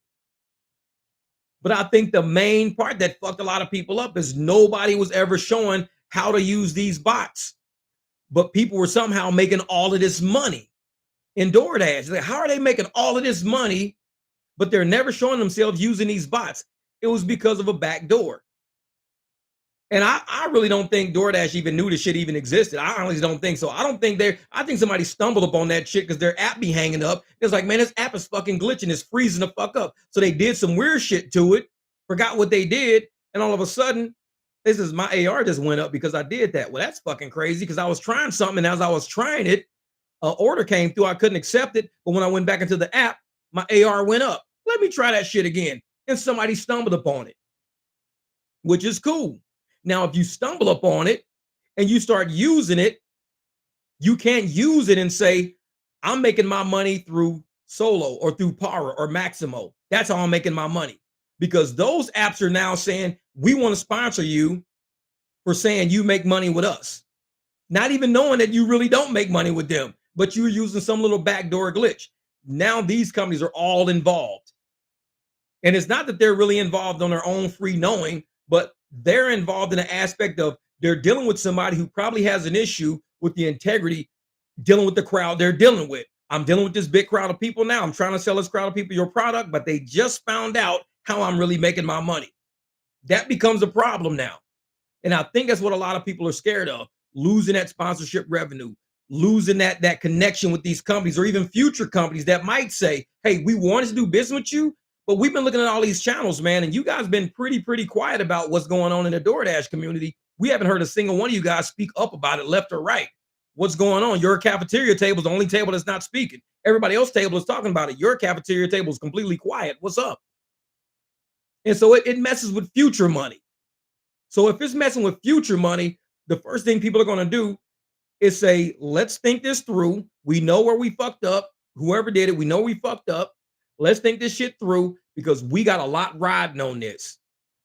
And if people find out that this is what we were doing, especially the companies who are willing to sponsor us, we're fucked. We're fucked. Everybody's fucked pretty much at this point. Yeah. And that's what it is, Pedro. When you got a business, when you got multiple companies up on an umbrella, integrity, like I said, even with accounting, data integrity is key. Integrity is the main thing. It's not even about who's doing what or who's this and that. Because I said a lot of people can use a lot of hacks and glitches all they fucking want. But when you have multiple companies involved with you and shit like that, even people making claims against you, can potentially, if they're false claims, and I'll tell you like this, if you do slander or you do liable and you damage the future business of somebody through slander or liable, they could take you to court and sue you for slander and liable. And now you got to pay all the cost of all the business that person just lost because of that. Shit happens all the time. So what you got to do is make sure if you speak on somebody, like I said, I don't know who's using it, who's not using it. I just hear about the shit. Can't put a finger on nobody. But if you put a finger on somebody and you say, this person's doing it, this one, and that person loses income or potential income because of what you did, they could put a lien on your fucking house if a judgment goes in their favor. And that's just keeping it real. Everybody knows how courts work. Everybody knows how courts work. So you sit up and you say, hey, I'm going to put this on that person and that person right there. All of a sudden, yeah, even just slander, defamation of character is a lawsuit. You're right, man. These days, that's how it is. And people got to realize that, these channels can be fun. They can be funny. You can get caught up in this shit and doing all this crazy shit, but make sure you know what you're doing, the legal ramifications of recording something. Because once it's on record and it's recorded, it's recorded. You can't unrecord it. And if somebody's downloaded it, oh, that's even worse. Because now you can't even delete it. You delete it, but somebody already downloaded that shit already. They've got evidence that you said what you said about them because now they got it. And I'm one of those people that say, you know what? If anybody was to ever say something about me and I felt that it was false, and it was probably jeopardize my revenue or my income or my family or anything else, I would hurry up and download that shit real quick. Because once I download it, now I have it stored to my laptop. So if anything does happen to my future revenue, income, my family, I could take that shit to a court, get me a judgment based on that alone. Now, somebody could say, I'm sorry, but I heard this and I heard that. That's cool. We know how shit can go. We really know how shit can go, left or right. And that's why I tell people, if you use anything, and that's why I tell people, if you use an app or a glitch or a hack, don't fucking tell me. Email it to me if you want to. Don't post that shit on my channel. I don't want that shit on my channel because I don't want to be liable for some shit because we are all administrators of our own channel. And sometimes you can do things to the content of a channel that induces somebody to do something else. When you induce somebody to do something, and if it's fraudulent, that's called fraud in the inducement. And your channel becomes part of that now. Shit happens to people all the fucking time. You say, I'm placing a lawsuit on Quick Trip, charging full price of these crusty ass donuts. Hey, I'm going in with you. Fucking, let's do that shit. Class action. Fuck that. Class action lawsuit against these crusty ass fucking donuts. These motherfuckers selling to us at full price. They need a cutoff on the price. A fucking cutoff. Man. Yeah. And I'm telling you, man, a lot of people out there gonna, like I said, we've been seeing this over the past week, and it's been rampant in the community. A lot of people have been speaking about it because they felt they found something that kind of they brought this glitch talk on UDM channel. What they brought this glitch talk how to on UDM channel, and he got his family threatened for talking about it. Wait a minute, so UDM was just talking about the glitch and somebody threatened his family? So somebody that was probably using the glitch or getting money out of the glitch was like, stop talking about the glitch. And see, that's me. I don't talk about the shit. You never see it on my channel. Like, you ain't gonna see no video showing people how to do it because I don't even use DoorDash. And like I said, a lot of people like gossip, like what's been going on in all the channels. People were in Discord groups selling it back and forth to each other, doing shit like that. That was the main thing. People were selling it back and forth. The glitch, saying, hey, how do you do it? I'll sell it to you. Then that person would sell it to somebody else, and that person, and it was just like, this is what we're doing. My whole thing is, if it was something that you accidentally found out, it's not truly software, but an actual process. It's not even software. It's hard to sell a process to somebody that once you don't even own the process. It's like Android and DoorDash apps working together and not working together. So for somebody to sell a process that they don't even have any authorization for one to sell, it's like selling crack. It's a crime.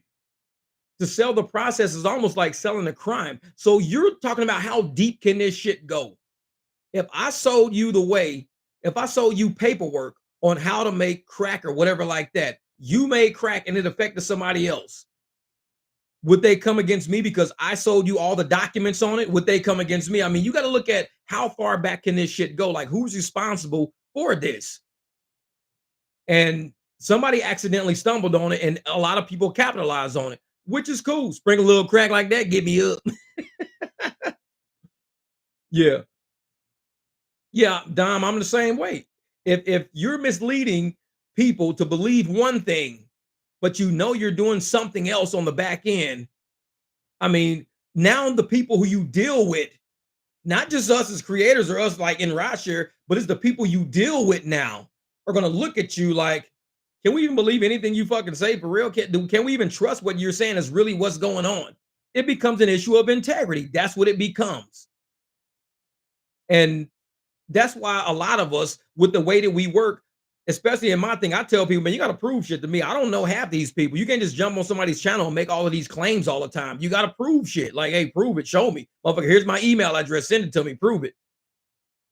And some people, they just, fall for it. And a lot of those people believe rideshare drivers are not intelligent enough to know the difference between somebody selling them some bullshit and somebody selling them something that's going to help them. A lot of people believe that about the rideshare community, like we're not intelligent. And I think we're smart. Right now, a lot of us are desperate. A lot of people making decisions out of desperation. I mean, people are, renting Teslas for $2,000 a month. Desperation. because they were told, you know, if you rent this Tesla, this is going to happen. And which is funny because, you know, a lot of people, the Ford Lightning is a $115,000 truck. It's a new EV, the Ford Lightning, $115,000 truck. A lot of people were sold that truck. And just like how people were sold the idea to rent the Tesla, a lot of people were sold this EV. Motherfucker sat up there and told these people at Ford, this is not right. Something is not right with how this thing is. So the CEO of Ford said, I'm going to take this truck. I'm going to drive it cross country like everybody else is doing, trips and all that shit with it. This motherfucker said, everybody was right. We sold them a bad bill of goods. This truck takes way too long to fucking charge. There are no charging stations. So now they're in talks. Ford is in talks with Tesla now. So just because somebody sells you something doesn't mean it's going to be 100% good, because sometimes the people selling you shit ain't never used the shit themselves.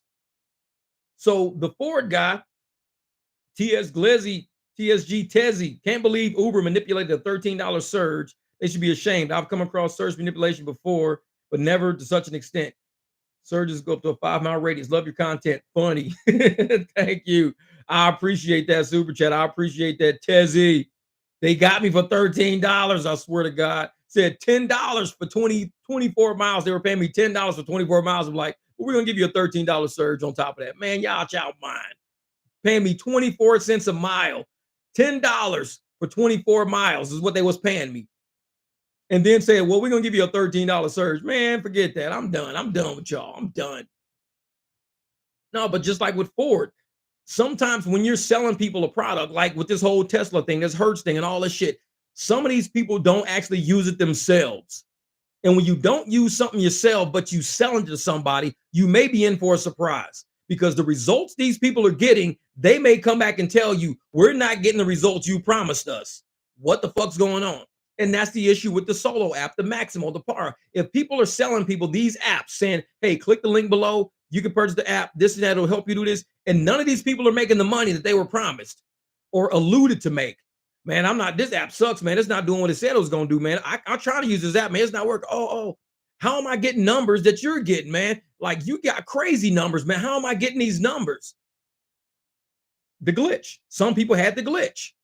So they never really used the apps they were selling you. They never used them. They didn't have to use the apps they were selling you. And like I said, that's where the companies who are sponsoring some of these channels have to sit back and go, these motherfuckers just played everybody. And that's why I think for a certain point, the table was so quiet, the cafeteria table was so quiet, because now they're in PR mode. How do we fix this? How do we fix this? A claim was made against us. Somebody said something. Somebody found out something. Somebody else leaked other information. And now we're all under the bus now. So for a minute, nobody's going to say anything. For a minute, nobody's saying a word, because everybody needs to figure out, we need to tell the same story no matter what. And that's where you got to sit back and say, if each story was true, anybody could just drop a video right now. Not a single big channel's dropped a video about this fucking wildfire that's been going on. Not a single one. And they can all do it at will. Like, sometimes I just wake up and do a random fucking live. Sometimes I just drop a fucking video, sit in the fucking backyard, drop a video. When you're independent like that, you just drop a fucking video whenever you feel like it. If somebody was to say some shit about Uber or Lyft, I'd drop a fucking video about it right now. I wouldn't have to go talk to a coalition of people to go, okay, let's get this right. This is what I'm going to say on my video. Is this cool?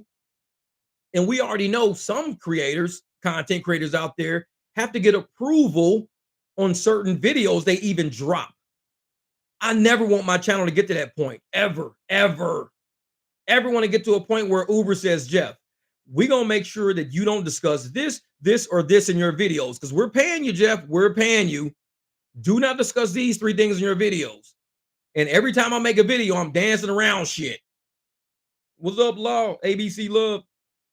And I'm dancing around shit every time I make a video. And people are like, Jeff, you never used to talk about that. You used to go straight to that shit, man. What happened, dude? What happened? You used to go straight to it and just dig into that shit. What happened? Well, Uber started paying me. So if Uber's paying me, I can't dig into it no more. Now my videos kind of seem kind of weird. They seem kind of too corporate. And I can't even drop when I want to drop. I have to fucking check with them. Hey, man, I want to drop this video. Is this cool? No. Cut this whole fucking middle section out, Jeff. You can't drop that. And that's how some of these channels are starting to look. When you look around and see some of these fucking channels, they look very, very carbon copy, cookie cutter, carbon copy.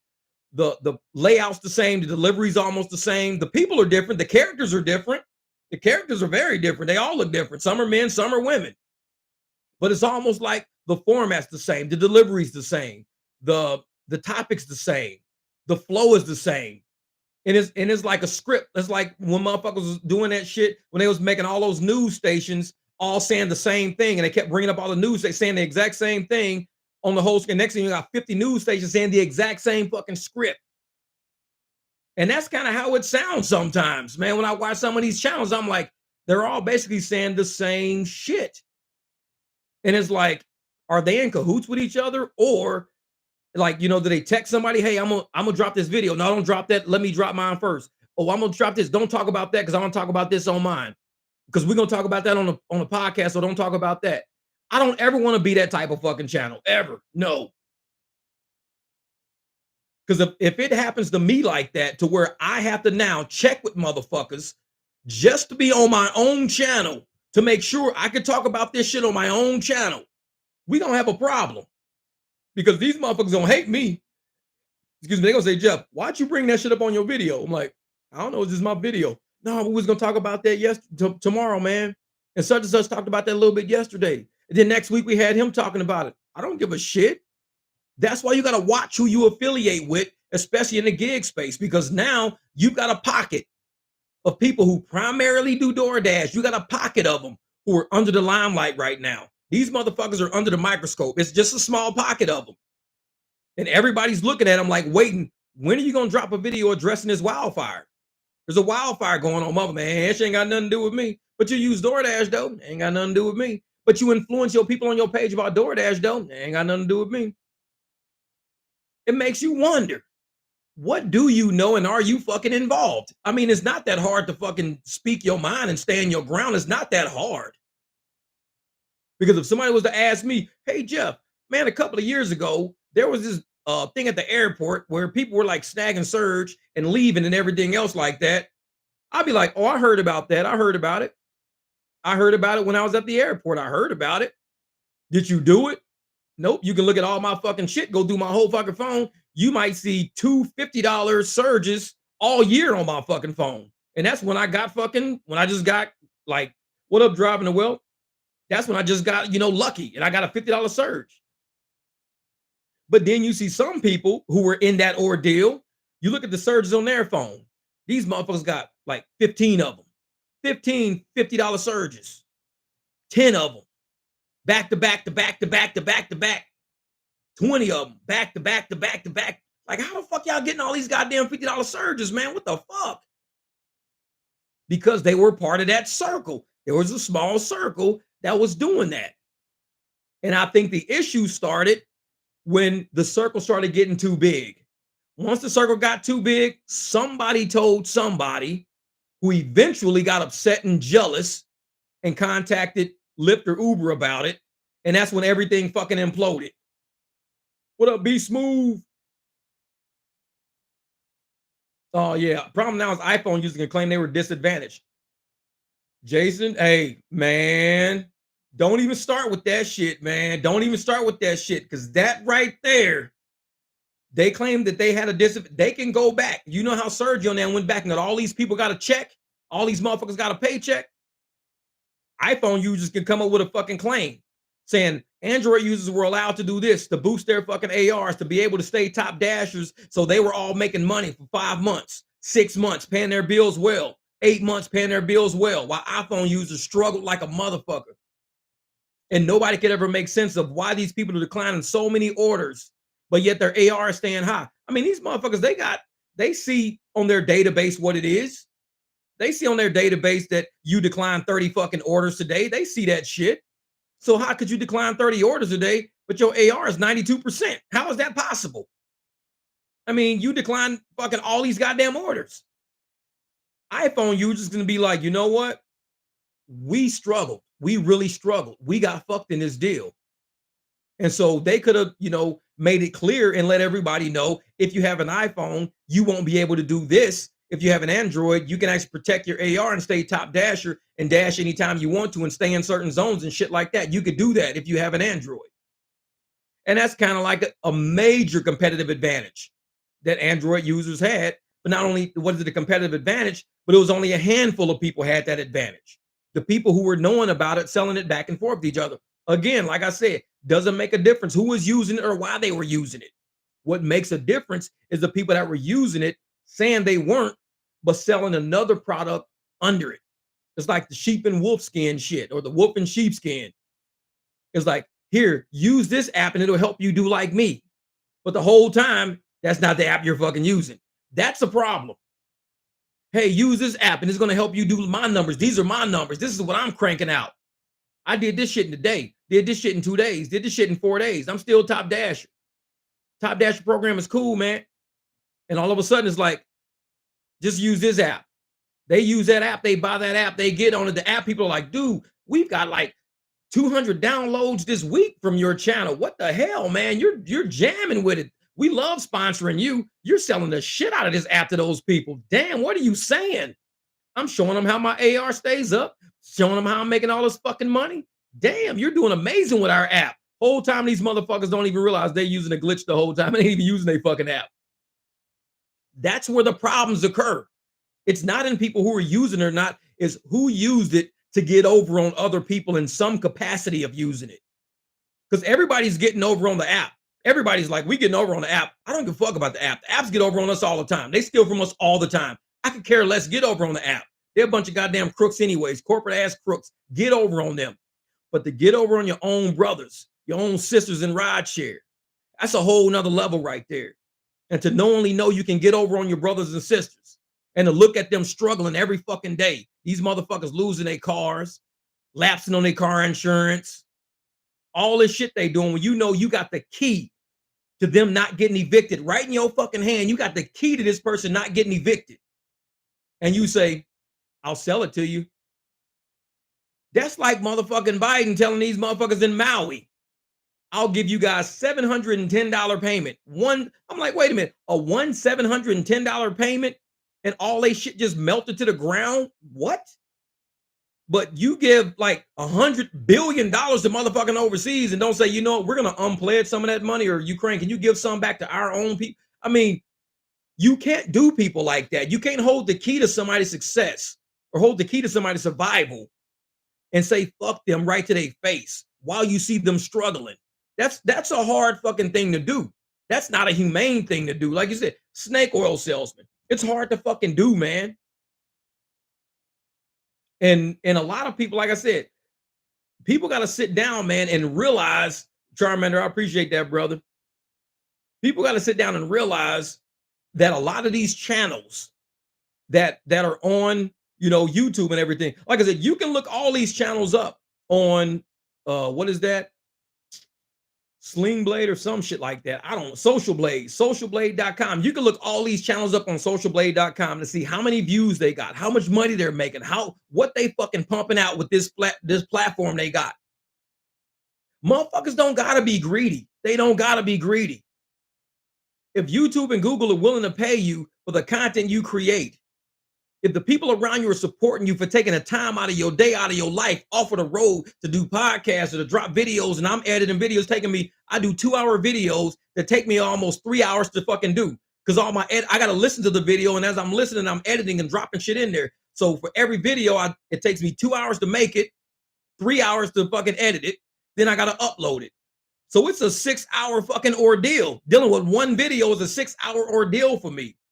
But I do the best I can do to make it for people, to give them the playbook, the actual playbook, not a juice fucking playbook, not a steroid playbook, but an actual playbook on if you want to do this, be ready to cuss this fucking app out. Be ready for it. Be ready to get shitted on. Be ready to drive, all the way down the highway, snag a $13 surge and get shitted on. Be ready to stand outside somebody's house waiting on them for this ride, and it's only a $3 ride and you get shitted on. Be ready for that. And I show that. Because if you can't show the truth in what we do, what are you showing us? What are you fucking showing us? If you showing us how glamorous you are and how great you are and how, top of the fucking pyramid you are, that's one thing. But I'm in the trenches every day, sitting in motherfucking parking lots, eating fucking Uncrustables. I found them motherfuckers in the store the other day. I love them little fucking Uncrustables. Now I eat those motherfuckers, little peanut butter and jelly sandwiches. What's up, Red? So I sit there and I eat those motherfuckers in the parking lot now because I don't like fast food. I can't eat fast food. I don't know what it is about that shit, but it doesn't taste good to my soul. Like if I eat, even eating them fucking chicken sandwiches, I want to throw the bread out and just eat the chicken part because there's something in that fucking bread I just cannot digest. I don't know what it is. It's not even real fucking bread, probably. But now I drive around and eat these fucking Uncrustables I borrow from the store. I eat Uncrustables. I eat fudge rounds. I eat chocolate chip cookies and some crusty ass donuts. Yeah, exactly. Save me hella money. I spend $9 on a box of Uncrustables. $9. And that shit's my lunch for like 4 days. $9 for 4 days of me eating while I'm out driving. And I bring my juice because I get little juice boxes and I mix it into some bottled water and I shake it up and I throw it in my little cooler. I don't even buy juice. Like these things, I buy these. These are all empty. But what's in them is just water and those little bitty juice packets. Because for $2, I get a pack of like 10 packets. And I pour the juice in there and I shake it up. And I just made me some new juice now. I am very frugal. Trust me, I'm very fucking frugal. No, you good, Driven Dad. And that's Tony, my man. Yeah, but like I said, and what we got to do, especially in ride share, you know what I'm saying? We got to be able to keep it 100 with people as we're out here driving. Because I don't have to sell you success because I'm not successful at what I do. I made $53 last night or some weird shit. I made 62 this morning doing airport runs. I'm not that great of a fucking driver. I just won't give up. I know they fucking with me. I know they stealing my tips and shit. I just won't give up. So if I show you anything, that's what I show you. That motherfucker's gonna try to put their thumb on you and hold you the fuck down. And you can make it through if you're willing to push through every day. You don't have to cheat the system. You can beat the system and not cheat the system. You can beat them, but it's gonna take some heart. It's gonna take you to say, fuck these apps, turn that shit off, and just sit in the parking lot, turn the other app on, get the other app a fucking break. And that's what it takes. I can't go through my phone and come up with a a bot or a hack or something like that to make my night better. If my night shit is just shit, I just gotta come home. I'm done. That's it. I'm done. But when it's good, and I'm banking and I'm balling, and I'm doing shit. Those are good nights for me. But a lot of people don't want to give that reality that we all ain't nothing but drivers. We all ain't nothing but dashers. We all ain't nothing but delivery people. That's all we are. We ain't nothing so fucking special that I gotta lie to you about what I'm doing for real. I'm doing the same thing everybody else is doing. Shit, Juan Vargas, this motherfucker drives around in a Tesla. I done ran into him so many times going through Tempe and all over the fucker. He said he was behind me the other night in traffic. I had my phone on, but I ain't have the notifications on. So he texted me in traffic. I didn't even know he was behind me. But we both out in these fucking streets. And we don't stop. We don't stop. And we just got to sit there and go for the best dollars per mile, the best for the dollars per minute. We don't stop. There's no cheat to it. And there's a lot of people out there that make way more money than I make, way more. Excuse me. And I'm okay with that because I drop my videos to make sure if there's something in my video you see that might help you, whether it's learning how to multi-app or learning how to just take a fucking break and say, fuck these people for a minute. If it's anything you learn from these videos, it could be nothing you learn. It's just shit you just laugh at and say, this dude is fucking nuts. His ass is a nuts ass driver. Then I did my job because my job is not to make more money than you so I can feel higher than you. That's not my job. That's not the point of my existence. I may make lower than everybody made this week. I could. It's possible that the school year starts, everybody cranks out a $1,500 a week, and I crank out a $1,200 a week. It's possible. Does that make me any less than anybody else? No.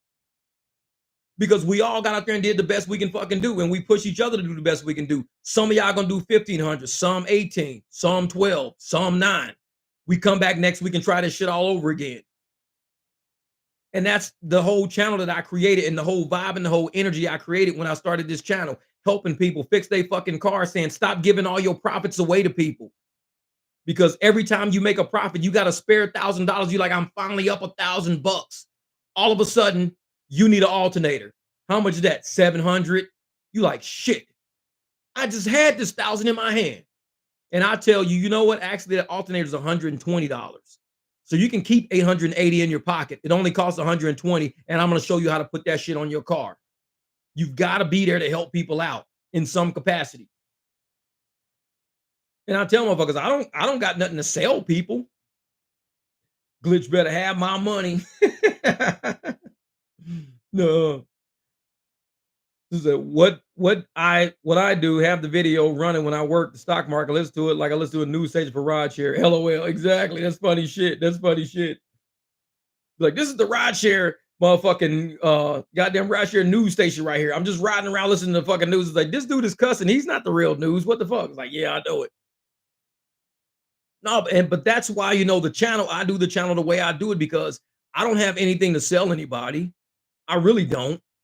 But I can tell you, from experience in my life that, patience pays off. I can tell you that much. Everything's going to work out because it always does. Look at us right now. Everything's work out. I mean, how can you say everything doesn't work out?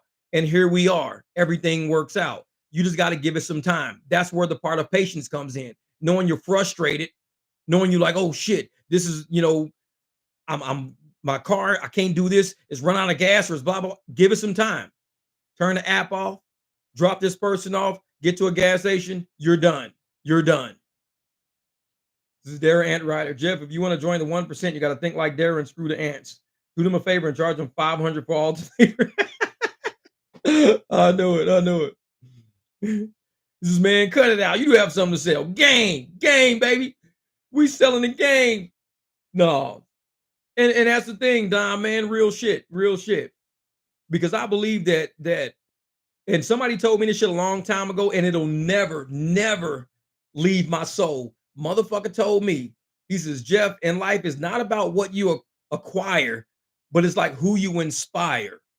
And that was when my sons were little. They were way little. The motherfucker told me that shit, and I was like, and that's when I really started digging into my kids a lot. I really started trying to just get them to do something better. And my youngest, he's a gamer. He loves to play video games. He, bought him gaming consoles. His mom bought him all these gaming consoles. I fucked around, got him a gaming PC. But we inspired him to do what he wanted to do. Like, if you want to be a gamer, that's what you want, knock yourself the fuck out. I don't live your timeline for you. You live your timeline. And he inspired me to fucking start a YouTube channel. I wasn't starting YouTube, but he was like, Dad, you should do YouTube because you be like always working on your Jeep all the time. You do like ride share. You can do rides and stuff in your Jeep. You should record ride. This motherfucking kid told me that shit. I followed a little kid. After I inspired him to do something, he turned around and returned that energy right back to me. And so when I'm dealing with everybody, this is what I do, man. This is Jay Watts Inspired Pivot. I do that to everybody. I'm like, go out there and do the best you can do in whatever it is. And if the best you can do today is $60, no, tomorrow's going to be $140 that you can link that shit up to make that $200. And we just inspire each other. That's all we do. Inspire each other with the game that we live. That's it. We live this game. I can't say that, my game is better than anybody else's game. Shit works in my market that might not work in another market. Some markets are way too small. Some don't have a college. Some don't have an airport. But what you do have is a brain. And what these apps have is a tendency to want to fuck us over. So you use your brain to not get fucked over. You have to sit there and battle these motherfuckers back and forth. And I tell everybody, like I started that video today, I said, they're having a war. They're waging war against us. This is a wage war. They're telling customers, they're telling riders, we're not going to charge you guys a lot. We're not going to charge you guys a lot, which means they're not going to pay us a lot. Because if they can't pay us shit when they charging these motherfuckers sky high, if they can't pay us shit, what do you think they're going to do when they ain't charging lower? We're going to get paid lower. They arguing with the motherfuckers in Minnesota right now. Oh, you guys don't deserve $15 an hour minimum wage. We're not guaranteeing you $15 an hour minimum wage. Dude, it's $15 an hour. We're shooting for like 40, 50 an hour. If you told me $15 an hour was the minimum, I'd laugh at you and say, no, let's make it 30. And I'm sitting there like, Uber and Lyft won't even pay 15 an hour. They're doing they're upset. Exactly, Vartan. They're upset at $15 an hour. They're trying to pay us as less as they can pay. If they're telling you $15 an hour is too much for a minimum wage for drivers, what do you think they're telling you? This is a wage war. This is all this is. What Gigwa says, he said, I don't need cost of being such to make my money. Keeping it real, Dom K. Yeah. DoorDash owns Harrisburg, Pennsylvania. And Tony says, you know how to figure out who got surge charge and we got no extra tip? Look at the tip. If you get 50% of the tip, they were surged. If you get 50% tip, they were surged. And that's with ride share. So if we get a 50% tip, then they were surged. Okay, I'm gonna look that up. Exactly, Mel. If I make $15 an hour, I'm done driving. That's it. You're not paying me $15 an hour. And Uber and Lyft are mad about that shit. Because this is what Uber and Lyft are saying. Dead serious, man. And I'm gonna tell y'all some real shit right now. Uber and Lyft are saying that they'd rather have autonomous vehicles than drivers. That they don't want to pay us $15 an hour, and an autonomous vehicle is cheaper than that. But I'm gonna tell you something about an autonomous vehicle. A driverless vehicle, a vehicle that's driving around picking up motherfuckers with glitter on them, shit, smelling like Cheetos and fucking feet, spit in the fucking car, dirt and grass in the car. Who's cleaning out this fucking car after every ride? There's no driver. Who's cleaning out this car after every ride? We clean out our cars damn near after every fucking ride. You have to have a car. Exactly. People having sex in it, smell like coochie. You get in the car and there's some just white shit on the fucking seat. Ain't no driver there. You got to sit next to the white shit. You like, man, I don't know what the fuck that is, but man, I just paid $8 for this ride. It's cheap. So you got to make sure the motherfucker don't hit a hard ass right turn. You slide into that white shit sitting on the seat. You don't know what the fuck that is. That lotion? Motherfucker, what the fuck motherfucker lotion gonna be doing in the seat? That ain't no lotion, motherfucker. Lotion dries up. That ain't no fucking lotion, motherfucker. And that's what you're gonna get when you get driverless vehicles. Nobody's cleaning these fucking cars out. And people are driving around. I told motherfucker the other night, I said, I'll never ride in a driverless car, ever. Because that means I gotta get in and wipe that motherfucker out. So I gotta clean the car out that I just paid for a ride in.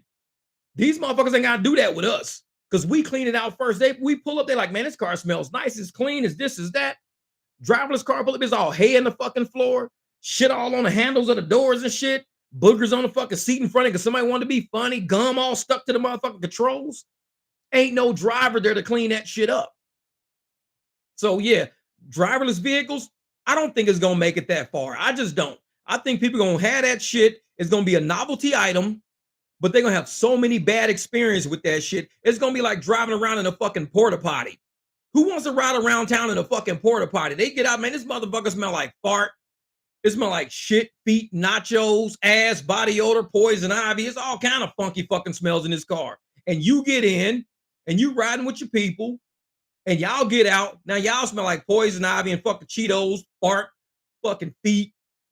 And you like, dude, what's that smell on your arm? Oh man, it came from that car. It was something on that seat, man. Damn, now you got to sit at dinner all night or sit at the movie with your girl smelling like that shit that was in the car that got on your arm now. You can't even put your arm around your motherfucking girl. You try to put your arm around your girl. She's like, just take your arm down because I can smell that shit on your arm. Oh, damn. Driverless fucking vehicles. Nobody's cleaning that shit out.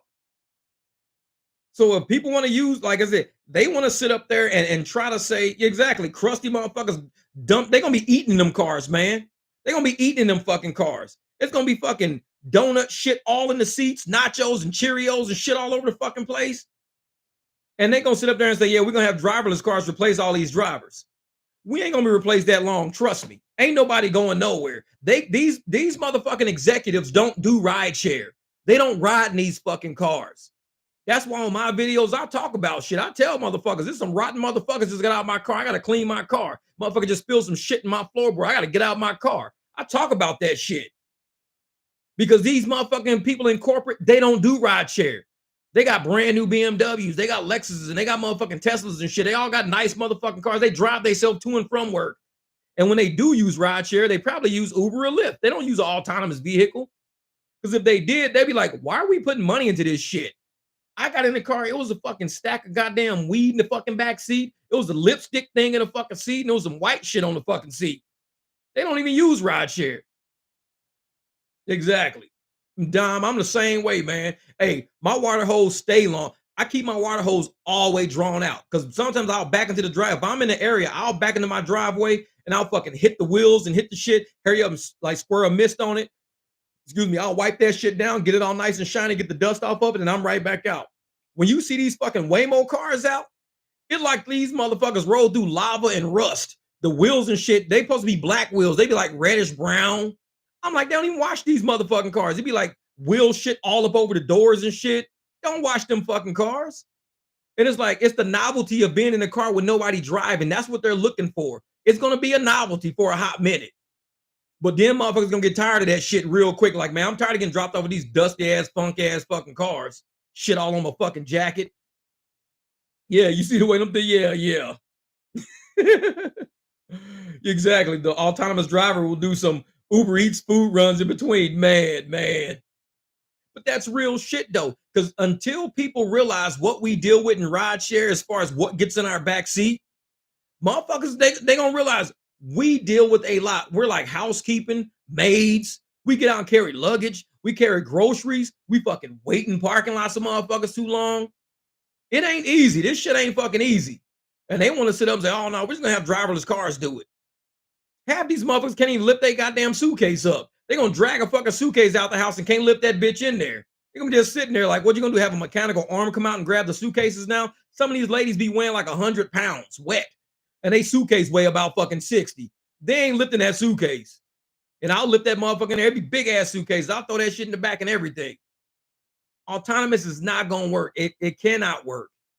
It's like I said, it's gonna be a novelty item. A bunch of nasty ass fucking college kids will be riding around and like people say they're gonna be having sex in those motherfuckers, thinking it's funny, doing weird shit and them thinking it's funny, smoking weed, doing coke and shit, getting out of them. And then after the fucking whole car go to the next fucking person, it's not cleaned out at all. There's no cleaning to it. Shows up at the next person. This motherfucker like, man, this car smells like straight weed. Exactly, weed and butt. Like somebody had sex in this motherfucker and smoked some weed in this motherfucker. This car, I ain't driving in this shit. How do you cancel this? Yeah, exactly. It'll have to grab the luggage or something. And Dom, that's real shit, man. Real shit. Because I tell people we in ride share, man. And not a lot of people, I give it up. It's been summertime. It's been a really hot, sweaty fucking summer. And motherfuckers will walk around stanking, no deodorant on, arms rubbing like a motherfucker, like they've been running down a fucking treadmill and shit, arms rubbing the shit out of their motherfucking body. So by the time they get in your car, they smell like a motherfucking cap eraser just rubbing on their fucking skin and shit. They smell like they've been cooking in fucking sun like bologna and shit. And it's like you got a bologna and fucking funk and toe jam because motherfuckers be wearing sandals, open toe fucking sandals. Motherfuckers ain't washed their feet in a month. And I'm like, I'm serious. I will go back there and I will clean off my floor. I got leather mats. I will wipe my leather mats down. I will wipe that shit down because the next person know, man, it be motherfuckers with cats, dogs, shoes smell like cat pee, and they be walking all in back of my shit smell like cat pee. It's like litter box. And I'm sitting there like, these motherfucking, this dude smell like a straight, and some people smell exactly alike. So I know it has to be like litter box level shit. Like they either own a cat or a dog that keep pissing on their shit. Because these people don't even know each other. They will smell exactly alike.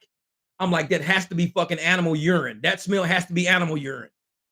So when they get out, I fucking wipe down all my shit. Because I'm like, I can't pull up on the next motherfucker smelling like goddamn taffy and cat piss. Because it smells kind of sweet, but it's funky as motherfucker. It's like taffy cat piss. Like, is that a new air refreshener you got? Taffy cat piss? Like, motherfucker, what's that cologne? This is taffy cat piss. God damn it. What kind of cologne you wearing? Taffy cat piss. Like, because that it smells sweet and funky at the same fucking time. For real, man. You gotta have humor in this shit, man. Fuck that. Yeah, Cheetos, Dorito fingerprints, motherfucking oatmeal all over the windows and shit. Like the lady that got in my car the other night. And I figured out what it was. It wasn't oatmeal. It looked like fucking oatmeal. I think it was like nacho cheese. Because I swear to God, that shit like it had like little chunks of shit in it. I think that shit was nacho cheese. She must have been eating fucking shit, and she came out of the bar and fucking slid her hand down my window. Like that bitch rubbing nacho cheese all over my fucking car and shit. It's like, bitch, that's not your car. Fuck nacho cheese. That bitch was like, that's not your car. Gotcha, motherfucker. Ran into the house. Like, goddamn, you set me up, you old fucking taffy cat piss smelling ass motherfucker. But yeah, man, the way we do rideshare is very different from delivery and just how we all treat each other and how we respect each other. And that's the one thing I like about rideshare. A lot of us, we will never compete against each other. I think we lift each other up more than anything else. Pecker tracks all this better cheese. and we lift each other up because we know anybody can have a shit day. Anybody can have a flat tire in the middle of a fucking ride. Anybody can, have a fender bender. Anybody can just like not feel like fucking driving. It's hard for everybody to compare our salaries and our money and what we make with each other because everybody's day is different. It depends on how you feel. It depends on your market, how your people fucking feel, whether or not the apps was fucking with your tips for the day, whether or not you got surged for the day, if there's an event in your town or not. I mean, the weather, it's so much shit involved in rideshare. And that's why I think even when I first started, I just had a mental note. I knew I had to make a mental note that my channel cannot be, competitively based. I can't be walking around going, I'm the king of this shit. I fucking roll, motherfucker. I couldn't do that. Not in my heart. I knew it wasn't right to try to demote somebody or put somebody else down because they were having a bad day or they were having a bad string of fucking days. Like, no, you just get out of rideshare because you're horrible. The only thing I don't like about people is people with very high ARs who are scared. They're scared to take a chance on waiting for the next ride. Just take that fucking chance. You see this ride is only $1 a mile. You know there's an event going on. Take the fucking chance on the next ride. And I guarantee, because a lot of times they'll take the cheap shit and the queue will throw up the next ride. The next ride be like $3 a fucking mile. I'm like, somebody could have had that one, but they took the one right before it. Because I don't take the shit. I just look at it go. I'm like, oh, they gave it to somebody else. Yeah, exactly. And it depends on what was it, crusty donuts. Yeah, and it depends on what ride you choose. Yesterday I did a nature hike to North Austin, ended up $20 an hour a day, made 165 in 8 hours. Today I did 250 in less than 9 hours. That's right. Hey, Jenny, hey, them nature hikes scare the shit out of me sometimes. Cause I'll be like, man, I could do this because it was one last night, $32 for about 30 miles, and it was taking like 40 minutes. And I sat there, I was like, do I want to go way out west and hope for an airport ride? Because it was kind of late at night and I had an airport appointment set for downtown. I was like, do I want to go way out there and hope for one to come back? Or do I drive 30 miles out there and 30 miles back? So that $32 ride now becomes a 50 cent a mile fucking ride. Do I want to put myself out like that? And I just didn't do it. I was like, nope, because they be fucking with us. They be fucking with us, man. Yeah, exactly. Hey, D-Bone, you already know. You already know. Don't go out because it ain't nothing out there. You get out the Goodyear, Buckeye, shit like that. It is a chance that you may not get a ride back. A very high chance you may not get a ride back. And that's what I was banking on. I was like, the experience of me saying, man, that $32 was looking good. And the airport was I'm like, the airport is about to start. Maybe somebody out there needs a ride back. Maybe. Now I was like, but then again, maybe not. Nope, I'm not fucking doing it. Nope, maybe not. They're going to get me out there, have me send it a quick trip. Nobody hitting me up. I'm going to have to do my appointment. I'm going to have to drive all the way back on my own gas. Nope. You just got to assume nobody has car insurance out there. Exactly. They be out there just riding through dirt and shit, jumping out of hills. I'm like, man, where the hell does this car just come from? So I was driving down one day down Dysart, and I just see and it was at night. I just see a big ass plume of fucking dust come up. Because sometimes you go down Dysart, it'll shift like this, it'll shift over, but it's still like desert right here. This motherfucker kept going straight. He lucky that shit wasn't a ravine that went down like this, because he went straight through, and I was glad I was back because he was kicking up rocks, dust, everything, middle of the damn night. My headlights is on, I'm just driving, all of a sudden I just see a big ass plume. I'm like, damn, did the car flip over? Them motherfuckers out there, they cannot drive, man. It's dark as hell out west, man. He was going north on Dysart. And his ass did not make the little S chicane. He kept going straight. That shit was like whoosh. He probably did have his lights out. Shit, all I saw was dust. I'm driving down the street, and I'm probably about maybe quarter of a mile behind him. Not that far. I'm quarter of a mile. And I swear, my headlights can see like everything around. All I see is just a big ass plume of fucking dust. And I'm thinking somebody's car just flipped the fuck over. So I'm cruising at about probably 45. So I kind of just let off the gas a little bit, and I'm cruising up. As soon as I make it through like the smoke, I see his truck up there like going over the hill. So I'm like, yeah, that motherfucker went off road. Man. Yep, around surprise, all that shit, man. Don't do it. It's scary out there. Say, I wonder if Waymo will wait at Walmart for you. The Waymos put on their hazard lights. When they're waiting on somebody, they'll sit there flashing their hazards off and on. And I saw that. So I was like, okay. So wait, and they'll pull over to the side, kind of park and everything, and they'll throw their hazards on. Sometimes they'll be cocked in traffic a little bit, so you got to kind of watch out. But yeah, I saw Waymo waiting on somebody one day with the hazards on. I was like, that's kind of crazy. Thanks, Alexis. I like these headphones, and they're Bluetooth, so I can undo this and like Bluetooth everything. Walk around. Shit. No, but woo, man, this has been a good 2 hour live, man. We covered a lot of ground because, like I said, I got out of the way what I wanted to get out of the way because a lot of people were scared to cover the topic that I started out with, and like I said, it was a pretty intense topic because a lot of people have been talking about it. A lot of people have been going in on it, and it's kind of like oversaturating the DoorDash channels right now. Like a lot of the smaller YouTubers, and they're doing so much content about it right now, and because it makes them upset. It really makes them upset. And I get it. I get it. But I'm like, sometimes, man, you got to kind of let that shit go and be like, is it about the integrity of the app or are you mad at the person using it? What you got to voice your opinion about it at some point and not just keep posting the videos over and over about how to do the glitch. And it's like, it gets old at some point. You've got to come up with a point and a position. Yeah. Oh, Jenny, you missed it. What? You missed it. I know. And actually I wasn't even gonna do a video today. I took a nap earlier and I woke up. I wasn't even gonna do a live today because I had dropped the video early. The scheduler dropped the video early this morning. I was like, cool, the video dropped this morning. But I was up and I was like, man, it's too hot to do something. It was like 113. I was like, fuck it, I'll just do a little quick live real quick. And it ended up being a 2 hour live. But you know me, it's always, we keep it real, we keep it 100. We try to, speak things to life in here to get things out on the table and just help people get past whatever it is that's hanging them the fuck up. And I think, Jeff, Thomas Black, Thomas, Brian, Torp, all those guys, Pedro, and hopefully the other dashers, that they feel are involved in it. Yeah, exactly. Always 2-3 hour live. I have no problem hanging out with y'all for 2 or 3 hours. I'm not in a rush at all. I'm not, except when a motherfucker paying me $4 and I got to sit in front of an apartment complex. Then I'm in a rush. I'm getting the fuck out of there. No, but and hopefully, all these DoorDashers, they all get together and they really have an open discussion about what really happened. And a lot of people may say, well, it's nobody's business what happened. That's cool. If that's your opinion about it, that's cool. But there were things that were said and done, promoted, used, like right in the open, blatantly out in the open. But the moment the discussion comes out to question any of it, everybody just shuts down. Everybody shuts down. You can't do that. If somebody has questions about it and you on the up and up and you 100 with yours, just answer the questions. That's it. Just answer the questions. Oh, yeah.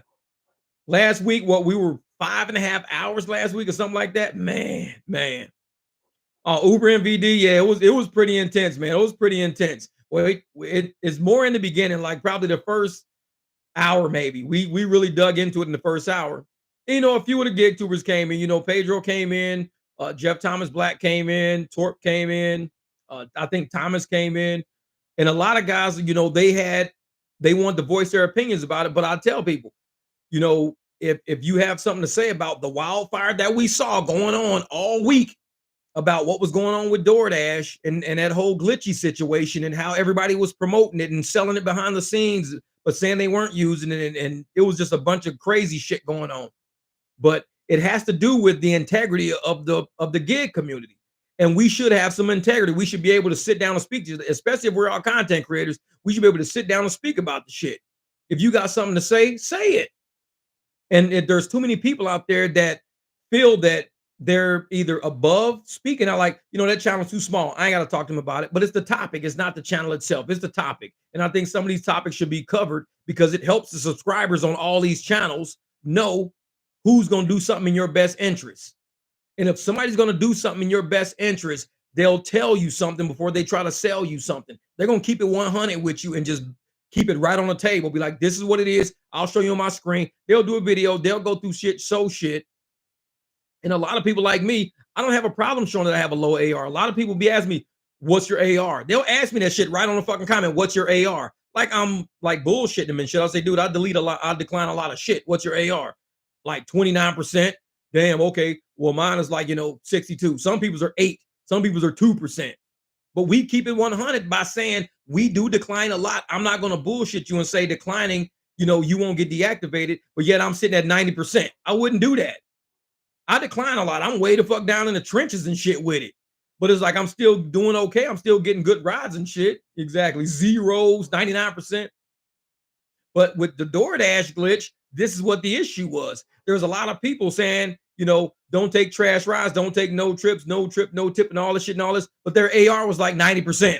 It's like, you gotta be kidding me. If there's 9 out of 10 rides or 9 out of 10 deliveries they're sending, you can't be amazing. 9 out of 10 deliveries can't be tipped. 9 out of 10 just can't be. It's way too much trash out there, way too much shit out there. So you can't be a top dasher saying no tip, no trip, or saying this or saying that, saying you're making, $400 in a day and $300 a day and all this, and you're declining so much shit because you want to make good money, but your AR is over 90%. That's is fucking mathematically impossible for people to actually work these markets and know what the fuck is going on. It's mathematically impossible. You will be like 40%, 30%. Yeah, exactly. 24% and hoping to get it lower.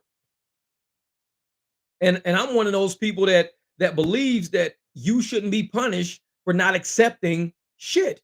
If it's not a good offer for you and your family and it's like digging into your pocket, like I said, if it's a nature hike or if it's, $4 for a 15-mile delivery, you shouldn't be forced to take it and be punished by it.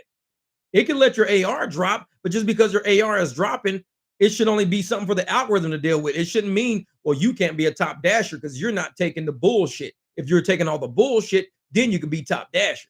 It shouldn't be like that, because to me, that's selling people a bullshit app.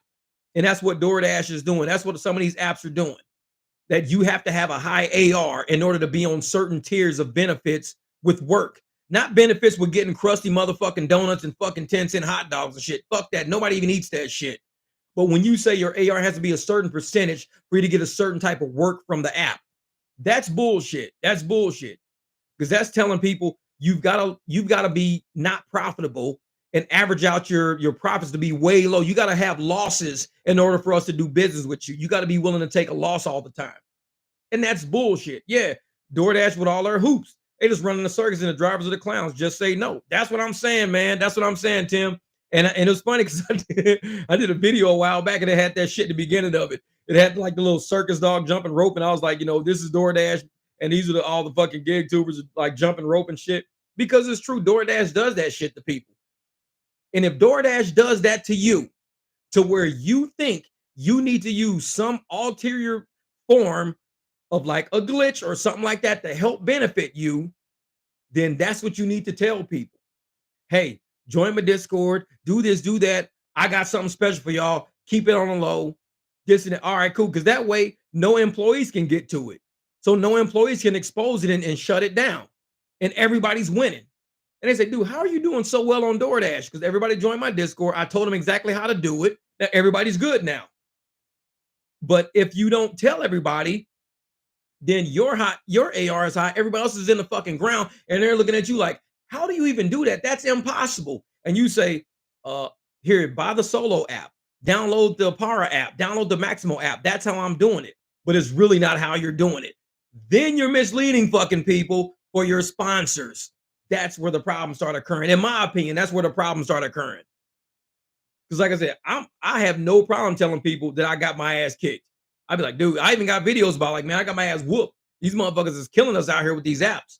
I'd be going to fuck off. I'm like, man, they're killing me, stealing my tips, giving me $1 at a time. $1, $1, $1. I ain't never once bragged, oh man, I'll be out there banking, man. I'll be making $25 tips on every ride I do, man. I'm unstoppable. I make $15 every time I turn my app on, motherfucker. I'll be doing, I'm the biggest motherfucker. I'm the best. I'll be making $800,000 a fucking week. I'd be like, these motherfuckers is bullshitting me today, man. You got to be fucking kidding me. And when you keep it real with people, people respect the real.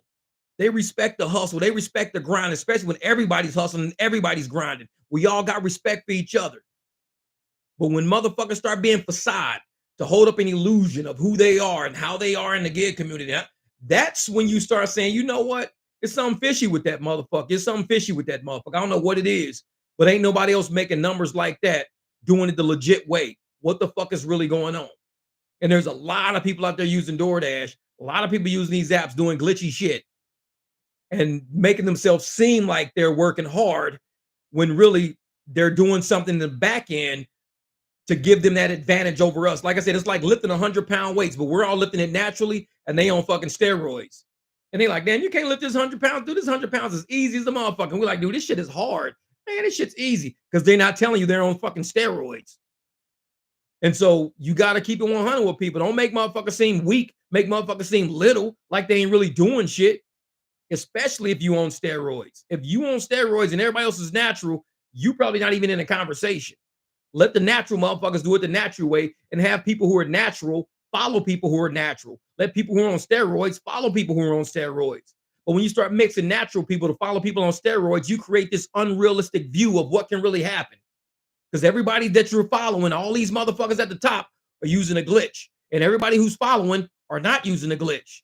So you got motherfuckers natural following people on fucking steroids going, wow, you really lifted that. Wow.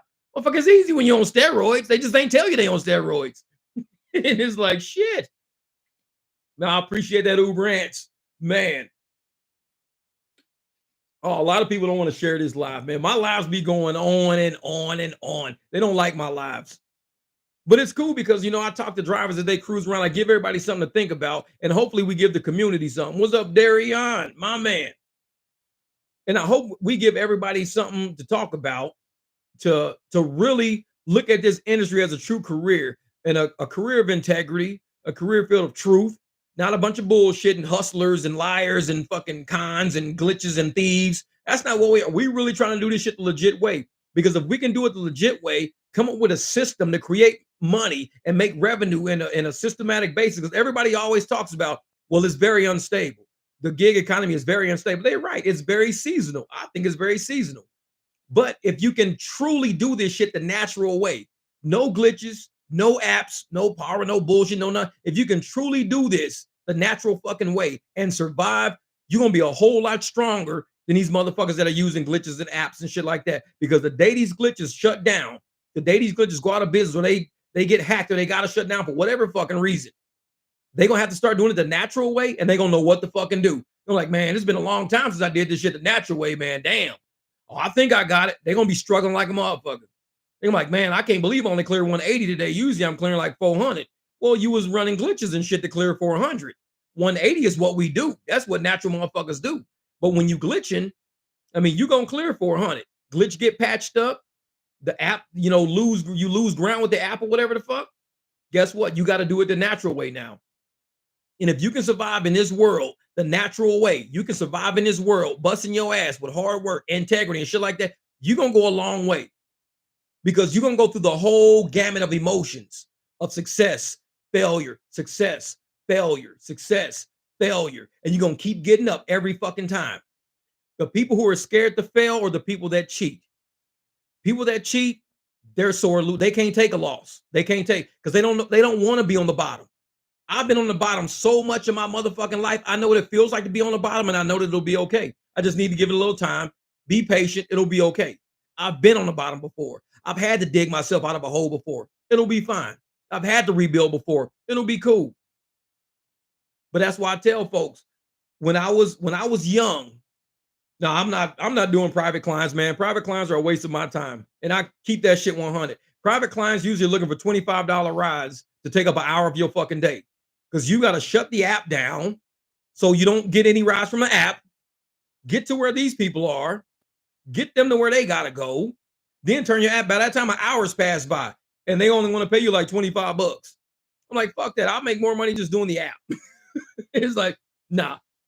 Because a lot of private clients don't want a private ride. They want a cheap ride. They want a cheap, reliable ride that they know is going to be there. That's what they really want. So, oh, was that Kevin? Yeah. Say, hey, love making money, following your example. This truly works for me. Running glitch free and during the daytime as well. Just got to do the homework and listen to your videos. That's it, brother. I'm telling you, I want to start doing days though, man. Days are going to be crazy. I'm going to try to start doing days, man. I'm going to try it. But yeah, if you can fail a lot and you can get back up and show that you can fail and you're building character. And when we was poor, man, I tell motherfuckers, when we was all little, when we was all poor, we all come from nothing. The people who come from nothing are some of the most resourceful people you will ever meet. They use their brain. The people that come from nothing, the people who couldn't call somebody to fix their car, who had to fix their own cars their whole childhood, the people who couldn't call somebody to fix a hole in the wall, the people who couldn't call somebody to, fix their dinner or to do something for the people who were poor in life are the people who now have all the knowledge in life. The people who don't have the knowledge are the ones who always relied on somebody with the knowledge. And so they got to make a phone call. Can you come do this for me? How come you can't do it yourself? Oh, I've never done that. What do you mean? You never cut grass? I've never cut a bush. I've never fixed a hole in the door. I've never put on a doorknob. I've never put, hardwood floors. I've never fixed a car. The people who come from nothing are the ones who are rising up because we have all the knowledge, and all the knowledge is the power. We have to do this shit our whole fucking life. So we're used to having nothing, and we're used to being creative to get something. And it's these motherfuckers with all the money at the top, all the executives and CEOs and CFOs, these motherfuckers couldn't change an alternator. They probably couldn't change a valve stem on a fucking car because they always called somebody to do that shit. But yet they want to retain power over the people like us who have the brains. Not only do we have the brains, but we got the ability. So when you have the brains and the ability, you're unstoppable. Most of these motherfuckers up the top, they got brains. They're clever. They can figure shit out, but they don't have the ability. They don't know how. So they go, oh man, I can go find somebody to do that for me. That's all they know. They're very resourceful. Love days for the eye candy. And yeah, exactly. You should buy a mic at the end of the live. You should drop the mic. I know. That's funny shit. Yeah, man. And that's what it is, though. Once you get to a point where, you can now use your brain to dig yourself out of a hole, use your brain to help you acquire money and get money. And knowing that there's going to be hard shit to deal with in life, but you've been through hard shit and you can use your brain to get out of it, you become a force to deal with. And a lot of people don't want to deal with that force. They don't want to. A lot of people want mindless people who don't think, high AR people who just don't think. Just do what you're told. Don't worry about do what you're told. And if you do what you're told, you'll do a good job of it. How many jobs have you had where you knew more than the motherfucker supervising you? Because the person supervising you was given that position by somebody else that they probably knew. So the person supervising you knew he had a set of keys. He could open the door, let everybody in. So he let everybody in the morning. He would start the cash registers and shit up. He could do that. Turn the fucking lights on. He could do that. Supervisor could do that. Yeah. Supervisor go in the back, turn on the computer and shit. Make sure everybody's in. Yeah. Supervisor can do that. But if you ask the supervisor to do something that involves the job, well, I was never trained on that. Wait, how are you not trained on that? You don't know how to do that shit, but you supervising all of us. What the fuck kind of deal is this? Because a lot of people at the top don't know shit. They just don't. It's just natural. And they have no true functionality in the company. The people that do a really good job at whatever it is, they always pigeonhole themselves into that job because they're so good at it. And they can't be replaced. They're too good at doing alternators. They're too good at doing transmissions. They're too good at, doing shoes or shirts or racks, or too good at doing computers. They'll never become an executive because they're too good at doing this to where they can't be replaced. And usually the people that are really good at doing stuff are the people who are poor in life, who had to do shit to get by. They couldn't call nobody to do shit. So as long as you can keep the doers poor, you're good. You're good. What up, Rideshare Replay? What up, Dave? My man Dave, he's back. Uh-oh, Dave's back. The torpedo. Yeah.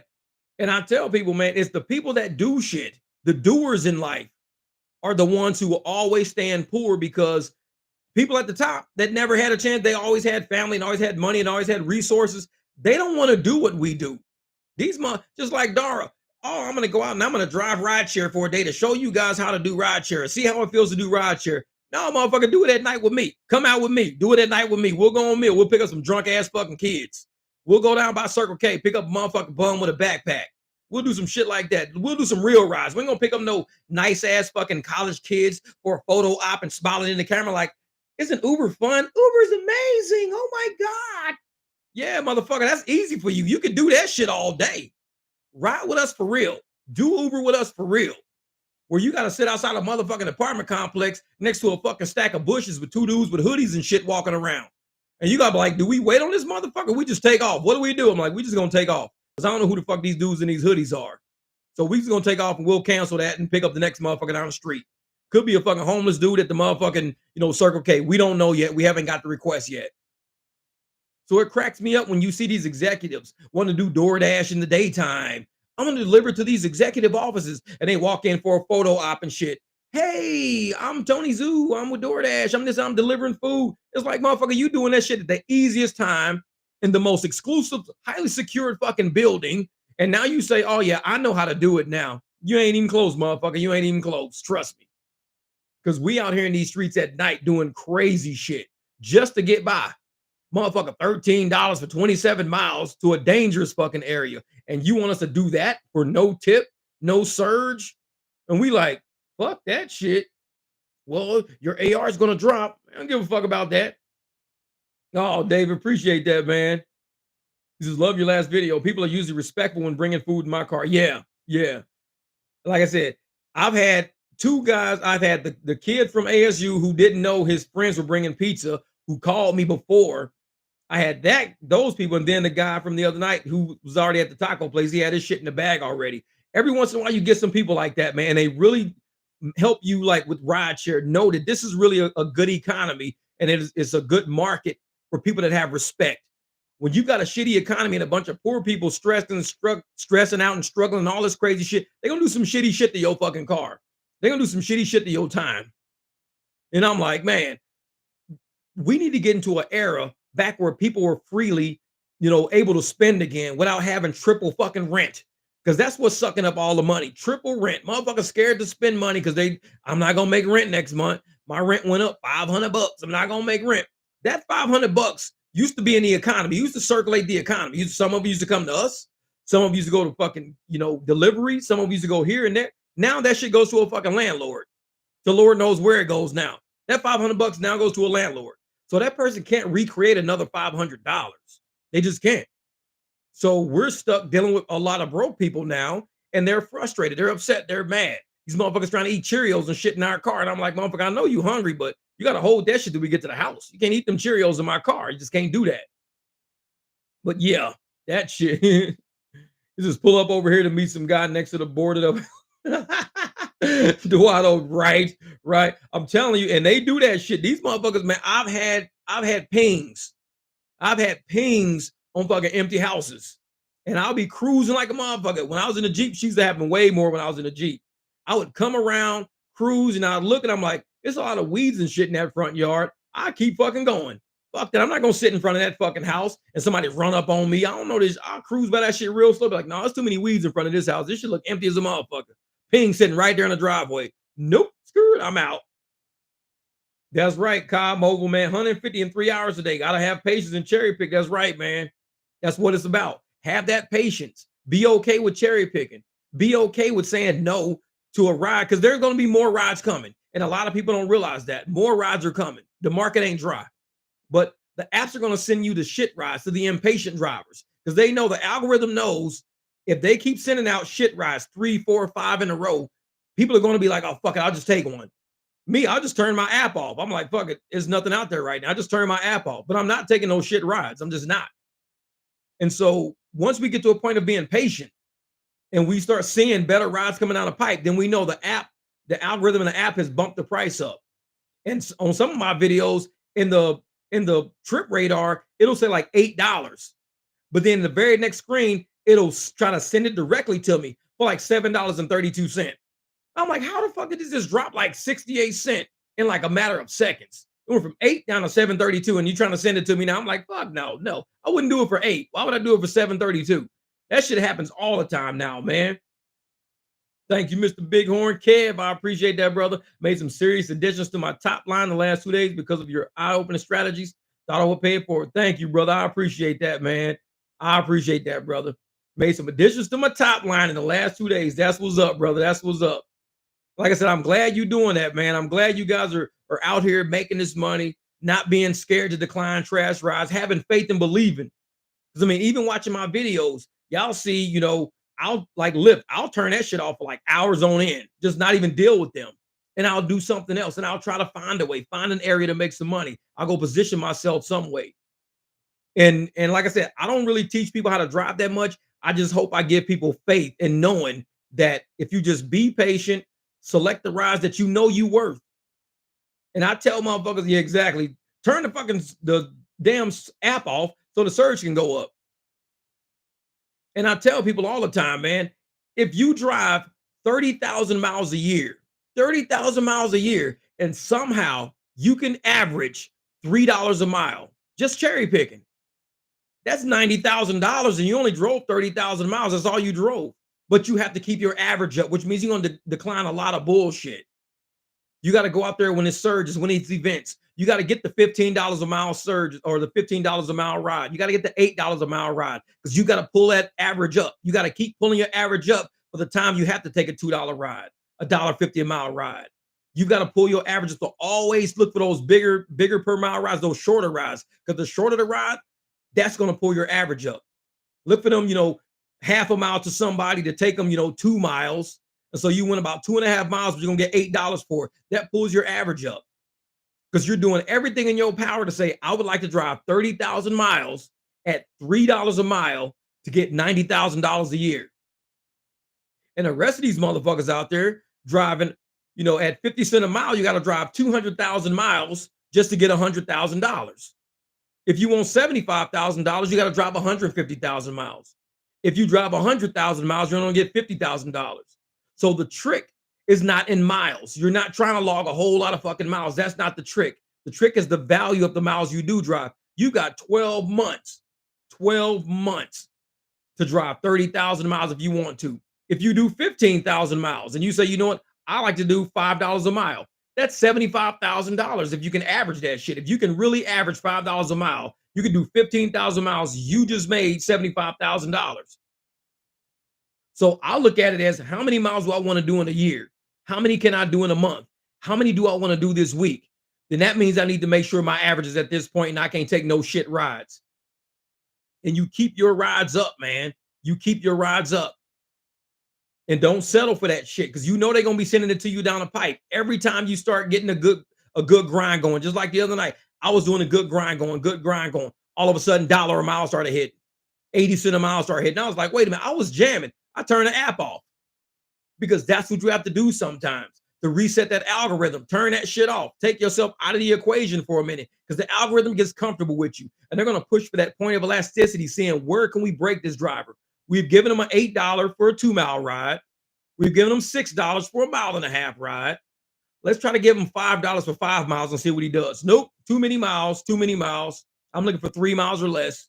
And I'll fucking keep canceling shit because I know I'm in an area where a bunch of people are doing small hops. So I'm looking for 3 miles or less. I ain't going nowhere for 3 miles or less.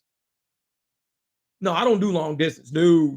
Because if you do long distance, imagine if you went 20 miles at $3 a mile. You got to get $60 for that ride. You've got to get $60 for that ride at $3 a mile. Nobody's giving you $60 for a 20-mile ride. The apps don't even collect that shit on UberX or even Lyft Basic. They don't collect 60. So you got to, even with a surge, these motherfuckers are not going to give you that. They'll probably give you for 20 miles, they might give you $25 tops. Because they're going to say, oh, yeah, we'll give you a surge with that, $25. Shit, I had a $13 surge on a ride the other day, $23 total for 24 miles total. I was like, no. Exactly. That gig auction shit. But that's what it is, man. All right, Vibes, I'm going to check that out. You just email me. Cool. I'll check that out. And I tell people all the time, man, you got to look at the shorter trips are going to pay you the higher dollars per mile, even if they take a little extra time. Because last night, I think, and I did my first 4 trips, I think they were averaging about $5. So I did about $20, but total drive time was like 32 minutes. So $20 in like 32 minutes. The miles I went was like 7 miles, something weird like that. And that was all I did because I was right by ASU, just picking up people from the dorms, taking them to the other dorms. Quick shit. Made like 50 something bucks in like a couple hours. Said, all right, I'm going to call it good. I'm going to go home. Just was doing short trips. It was starting to rain. So then I decided to come back out to do my airport rides. So the first ride they gave me was a real quick short one.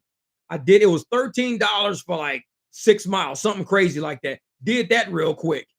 Then my next 2 rides were each 18 and 20 something dollars. So I ended up making like $62 in like an hour. But that's how it gets sometimes when you're only doing short trips. You're not doing long trips. Your dollar per mile is going through the fucking roof. So I'm thinking, if I can keep doing this all the time, I only have to drive 30,000 miles a year. That's it. 30,000 miles a year will net me about 90 grand if I can keep it at $3 a mile average. So all these other people out here saying, well, I'm only getting $1 per mile. So to make 90 grand, you got to drive 90,000 miles if that's your average. So while you're driving 90,000 miles, I'm driving 30,000. That's a 60,000 mile difference. How much gas do you think is going to cost you to drive an extra 60,000 miles? So that eats into your profit margins. So my profit margin is 90,000 on 30,000 miles. Your profit margin is 90,000 on 90,000 miles. Not a good profit margin. It's killing you. That dollar a mile shit eats people up. It eats people up. Way too many miles for a dollar a mile. That's why you see people go, "Oh, well, my minimum is a dollar a mile." Don't let your minimum be a dollar a mile. Let that be your transportation from point A to point B if you want to get to a busy area. Let that be a dollar a mile. But I could sit somewhere, get dollar a mile rides all day. I'm not taking them because I don't have to go nowhere. I'm just gonna sit and wait. Just sit and wait. And then the good rides start coming. And that's where I'll tell people, it's like, if you just sit, wait, be patient, turn your app off, chill, turn it back on. Now all of a sudden you got an $8 ride for like 2 miles. You're like, damn, I'm glad I sat here. I'm glad I sat here.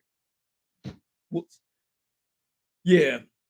And see, GigWise says can really be really good money in the catering orders. Of course, I don't do DoorDash in that large order program. Yeah. Yeah. And I know, novice, but I said that not all markets have enough rider requests to be able to do all those small, quick trips. I said that earlier. I said a lot of people don't have a college where they are. If you don't have a college or you don't have a busy downtown, you don't have a club district. I mean, there's not a lot you can do with rideshare because rideshare is not going to be lucrative in every single market in America because not everybody has a college, downtown district, conventions. A lot of people don't have tourism. Some, like I said, we got a big ass airport. If you don't have a big airport where you are, you're not going to get a lot of ride share. You have to have people being mobile. If you don't have a lot of people being mobile who don't have cars, we have a lot of students that don't have cars. We got a lot of people flying in town that don't have cars. A lot of people going to bars and restaurants and clubs who can't drive their cars. When you get in a market like that, you have a lot of opportunity, a lot of options. If you don't have a market like that, you're going to have a very limited. You may have a delivery type of market to where if everybody has a car, but they just don't feel like going no fucking where, you have delivery options because now you're going to bring them food. They'll tip you for that. If you have don't have an airport, just got a city, and you got, like I said, a lot of people that don't want to go nowhere, delivery is your option now. If you have a lot of people that have cars, delivery might be your option now. Yeah, Tim said, "Hey, did you do any ride share when you were still in St. Louis?" Nope. I left St. Louis back in 2018, like February of 2018, and I didn't start doing ride share till like November of 2019.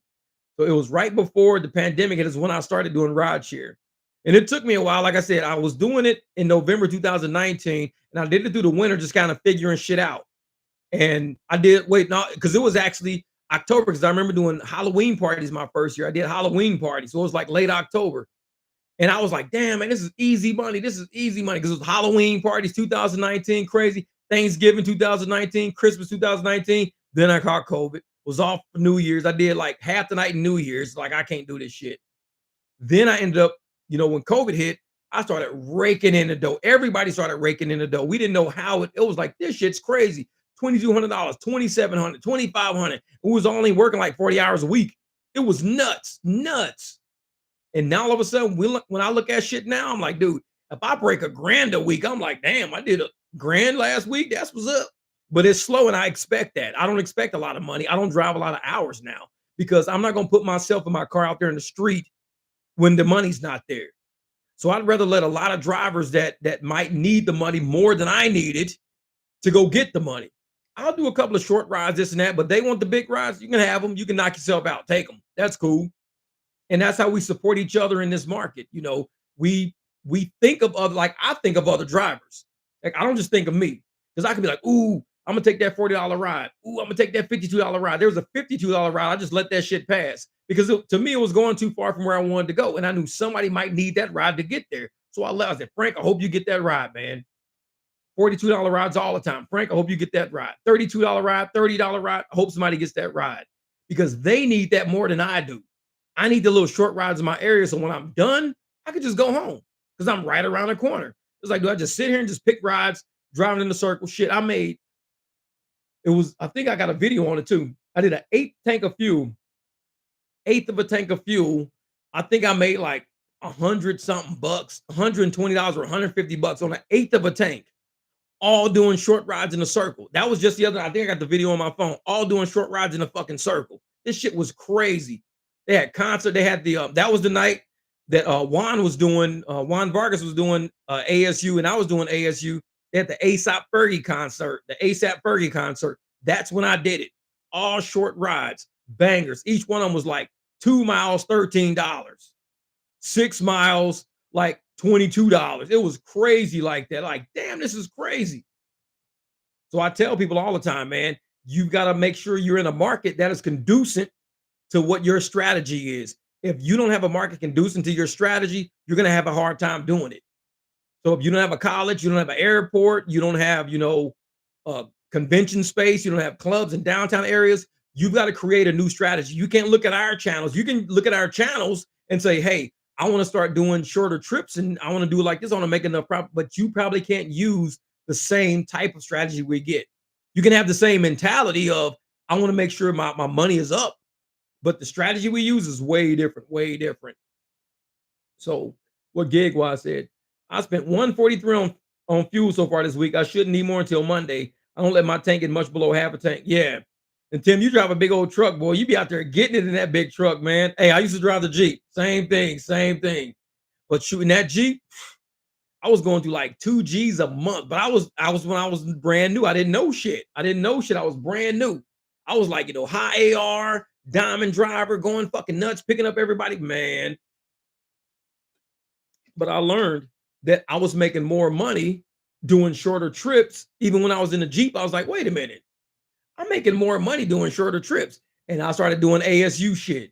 Whenever ASU would have some, I shut everything down, go straight to ASU and just park. $3 surges all night. I would be doing like, $6 rides for 1 mile. Because it would be like $3 plus $3 surge, 1 mile, knocking that shit out. So once I learned that was my strategy, it opened up the opportunity and the door for me to say, I could do more with rideshare. I know I could do more with rideshare. But man, yeah, exactly. Man. I know I was turning proud. I tell people, man, I had a 60-month loan on that Jeep and I was building it at the same time. 60-month loan on that Jeep while I was building it, and I paid it off in 24 months while I was building it. And everybody, because we was making good money back then. I was during the pandemic. We were making amazing money. How am I paying almost $2,000 a month? Paying my Jeep off in record time, buying parts, wheels, lift kits, fucking rails, light bars. I'm buying everything under the sun for this Jeep as I'm doing. I ain't doing shit but Uber. That's it, just Uber. And everyone's like, damn, how the fuck are you making that much money? I'm like, because nobody's driving. Everybody was pandemic the fuck out. They were scared. Everybody was scared to drive. And I was like, shit, I'll drive. I don't give a shit. I was already sick. Let's go. Oh man, Uber MVD. He said, just got the scoop on the glitch. Not surprised. I knew other apps have not all have the same glitch, not saying any names. But if you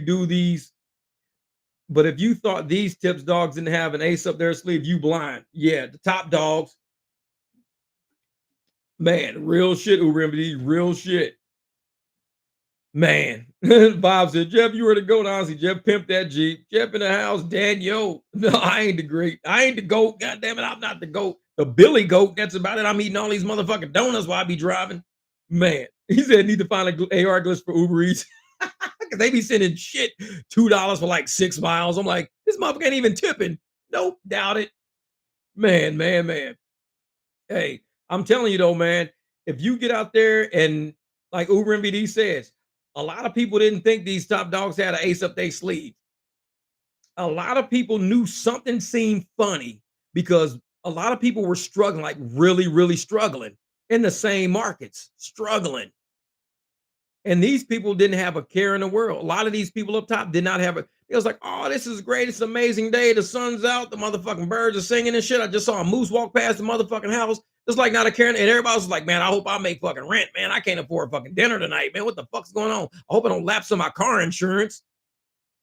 And it's like, why are only a handful of people stressing and everybody else is smiling and singing and this and that and blah, blah, blah.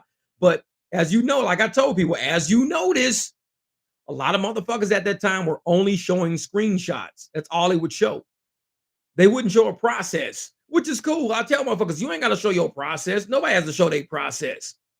But don't sell somebody something when you know you got some shit on the back end going on. Because that's when you know you fucking people over. You doing that shit on purpose at that point. So don't sit up and say, oh yeah, man, I did amazing today. I made $280 a day. I did this and this and it. Well, like you said, they had an ace up the hole. They had an ace in the hole. And a lot of people believe that, they were using the apps that they were promoting and selling to do that.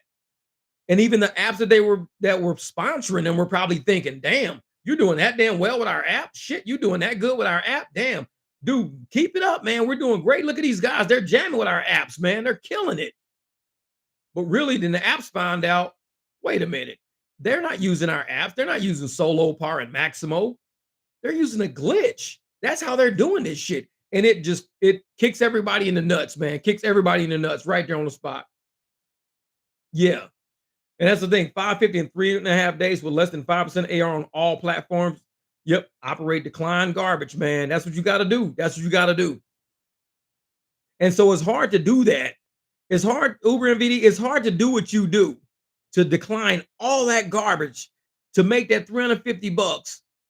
But still, some people would still have like a 90% AR, and they would do the same thing you're doing. They would have a 90% AR, 85% AR, 96% AR, but they doing the same thing you doing. But your AR is going in the hole. They get to stay, top dash, and they get to go to certain areas. They can, dash whenever they want to, do all this shit. It was like they were cheating the system to the point to where they really believed the shit they were saying to people. They started believing the shit they were saying to people because they forgot, dude, not everybody's doing what y'all doing. Not everybody's doing that. Some people are doing it organically and naturally because they don't even know about the app. They don't know about the glitch. So to promote and put that in people's faces was hurting a lot of people's feelings. It hurt a lot of people's feelings. And I get it, man. I get it. And I was one of those people that when I heard about it, I was upset at both sides almost. I was upset at both sides. You reading these dudes' whole card tonight, bro.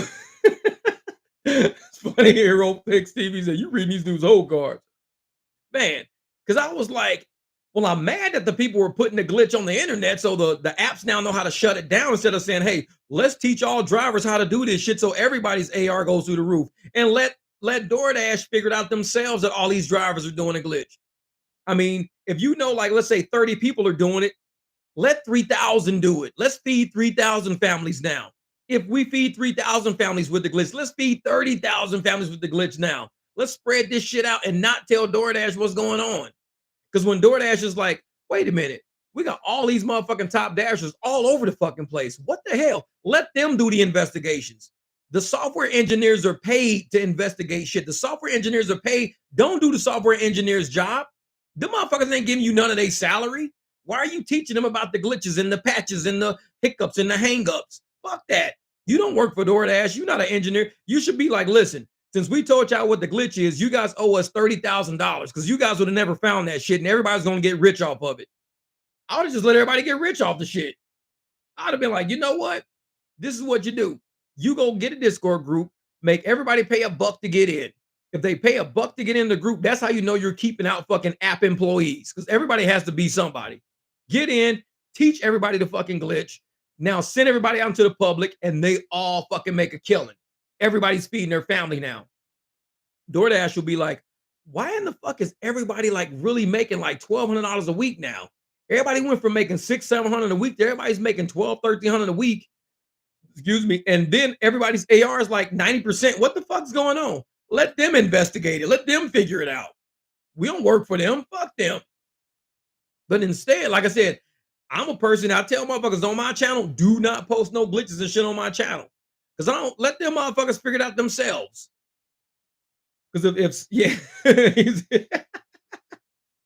that's funny shit. He said, that's offensive to give somebody their tip back. That's funny shit. That's offensive, man. But see, now tell people, man, was that John Kneecap said 255, 11 hours, 41 minutes active, 16 hours dash, 94% acceptance. That's crazy, 11 hours active, 255. And see, and that right there, 255 and 11 hours, that's roughly about 22 to $25 an hour, somewhere in that area. And that's a lot. That's a lot, man. That's a lot. Almost a 12-hour day of working, $255. That's a lot, man. That's a lot. And I tell people, man, if somebody wants to go out there and do something to help the community, I mean, let's truly help them get money. And sometimes just telling somebody something is not enough help. You've got to help. Like, how can I help you get money? Like, what do you need to do? And I think they should have been like, you know what we'll do? We'll just give everybody the glitch on the back end so we don't let DoorDash know about it. Give everybody the shit on the back end. DoorDash will figure that shit out in 6 months, but in 6 months, everybody's caught up on fucking bills. Everybody's got a little investment cash sitting on the side and everything. Everything's good. We're good now. Because we know the major, gig tubers wouldn't tell everybody, because then it puts them on an even playing field of all the people they claim that they lead. Everybody's down on an even playing field. Everybody can now look at them eye to eye instead of looking up at them. Now everybody's looking at them eye to eye saying, okay, we know how you got your numbers now. You're not fucking the all-knowing Wizard of Oz, the fucking great. We know how you got your numbers now. Because now we doing your numbers now. And we got high ARs. We're fucking top dashers. We popping our fucking collars, declining all this shit out here, taking home, 300 a day, easy. Because that puts everybody at an even playing field. And a lot of times, people don't want to be on the even playing field. Some people want to feel above you because it makes them feel better. Some people say, you know what? I'd feel better if I was able to look down on y'all, because it makes me feel like I'm worth more to look down. Instead of saying, hey, we all in this shit together, man. This is what we're going to do. We're going to try to figure this shit. We're going to make this fucking money. We're going to hit the road. We're going to hit these surges. We're going to figure out how to fucking capitalize on any event we got out there. I'll see you motherfuckers in a minute. I'm out. And that's what we do as brothers and sisters in rideshare and everything. No, I don't do Grubhub. Nope, I don't do Grubhub.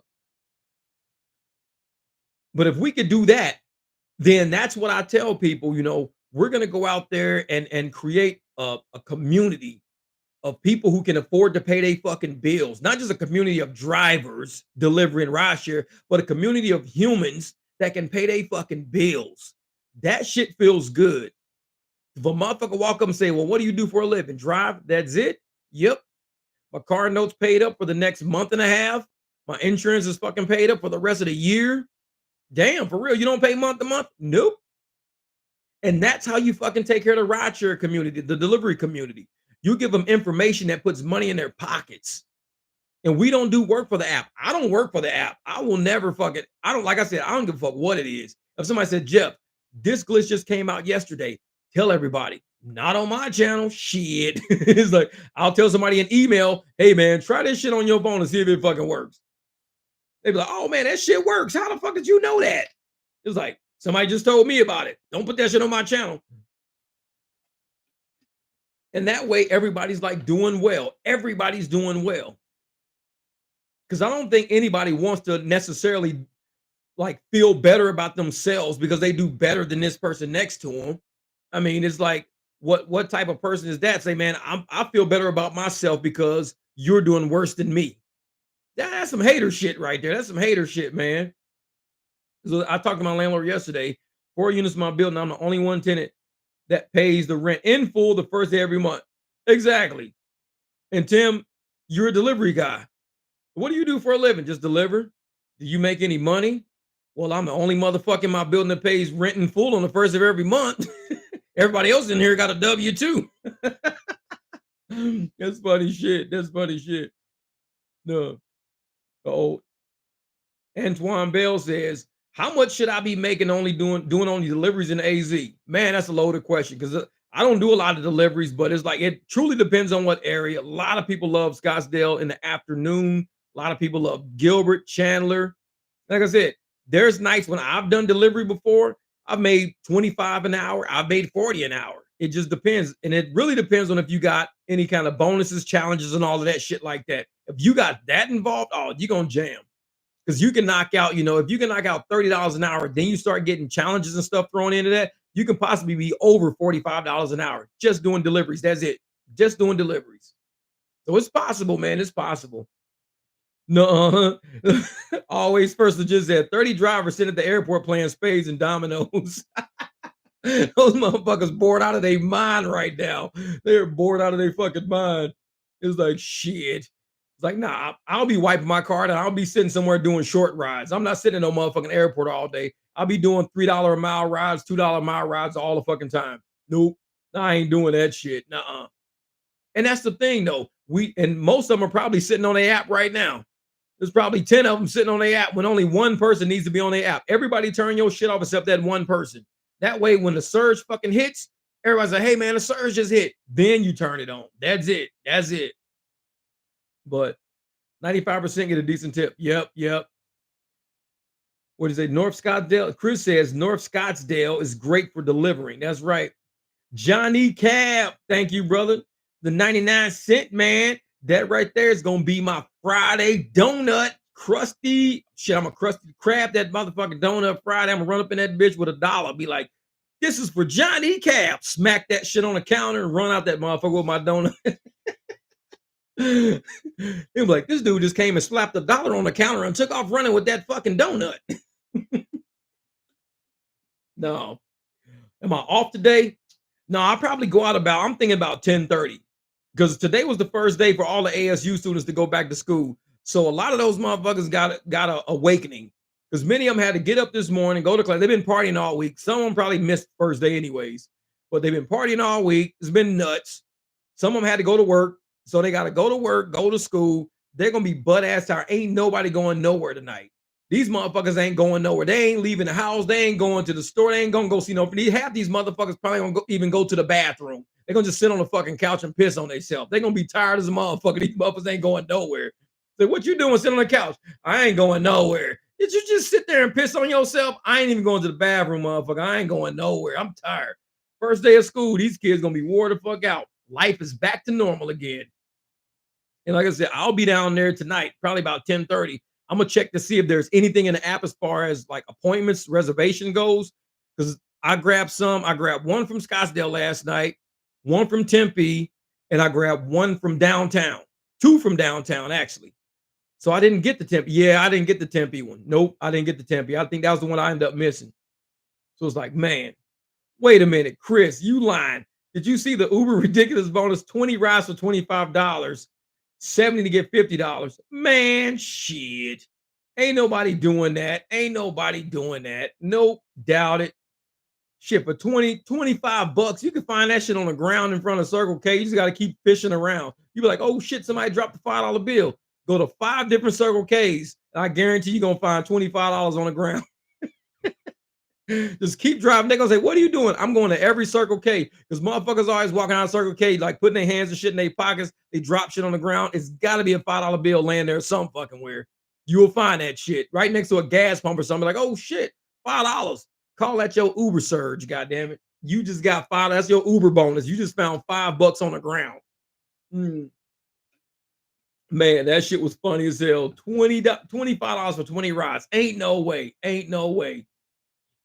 Oh, Kevin says, yeah, I had to pick up at Rural Road this morning. Backup was crazy. Yes.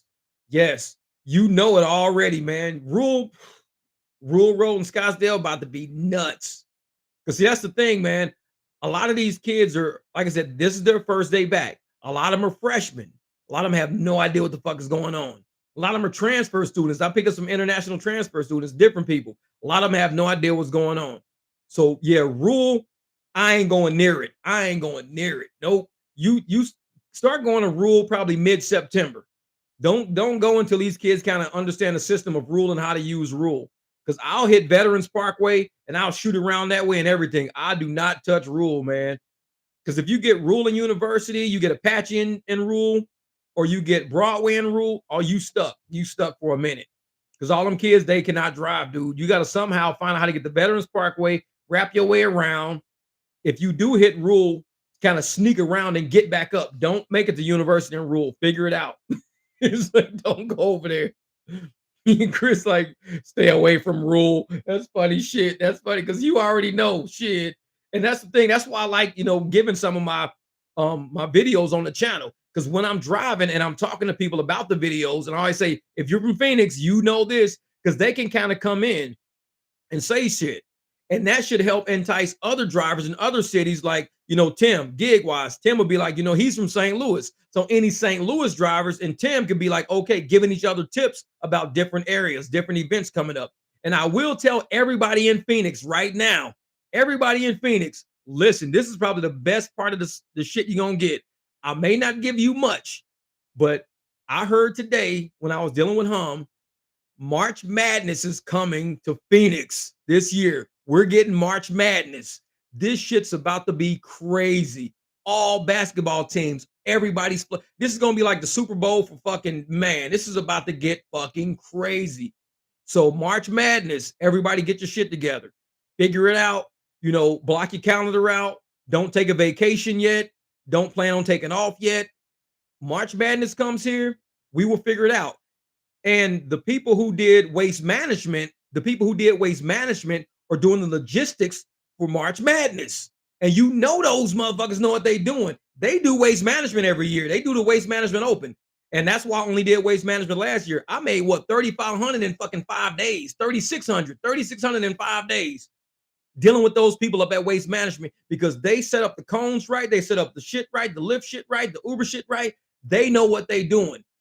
So if those are the people that's doing the logistics for March Madness, woo, yeah, Antoine, right, Jenny, it's gonna be crazy out here. Uber Eats, anybody, because see, the thing is, people get drunk and there's game after game after game after game after game. Nobody's leaving nobody's houses. Delivery finna go through the fucking roof. Rideshare gonna kind of be sketch, but as long as people got parties to go to after the games are over with, that's what I'm banking on. All the surge for the parties at night. Daytime, nah. Everybody's gonna be home. Bars are gonna be packed. People gonna be bouncing back and forth. It's gonna be crazy for deliveries. So he says, I did 28K in 7 days. Man, that's crazy, dude. That's crazy. And I tell people, the black SUVs, anybody who had black SUVs was pumping out big numbers. I only did 5 days. I only did 5 days, Chris. That's it. I did 5 days. And I was doing kind of like a little scouting and shit Monday, Tuesday, just doing like little puddly rides. I didn't even do full. One day I did 11 hours. Every other day I did like 6 to 8 hours. And I still did 3,600. Imagine had I worked the full schedule for 7 days straight. If I did 3,600, I could have made probably, I think, 5,500 to 6,000 bucks. I could have made 5,500 to 6,000 bucks. I believe so. Because I think like how you guys were making 28K and everything else, those were all the black SUVs. Each black SUV was getting anywhere between 500 a ride, 300 a ride, 1,000 a ride, getting tipped out and everything like that.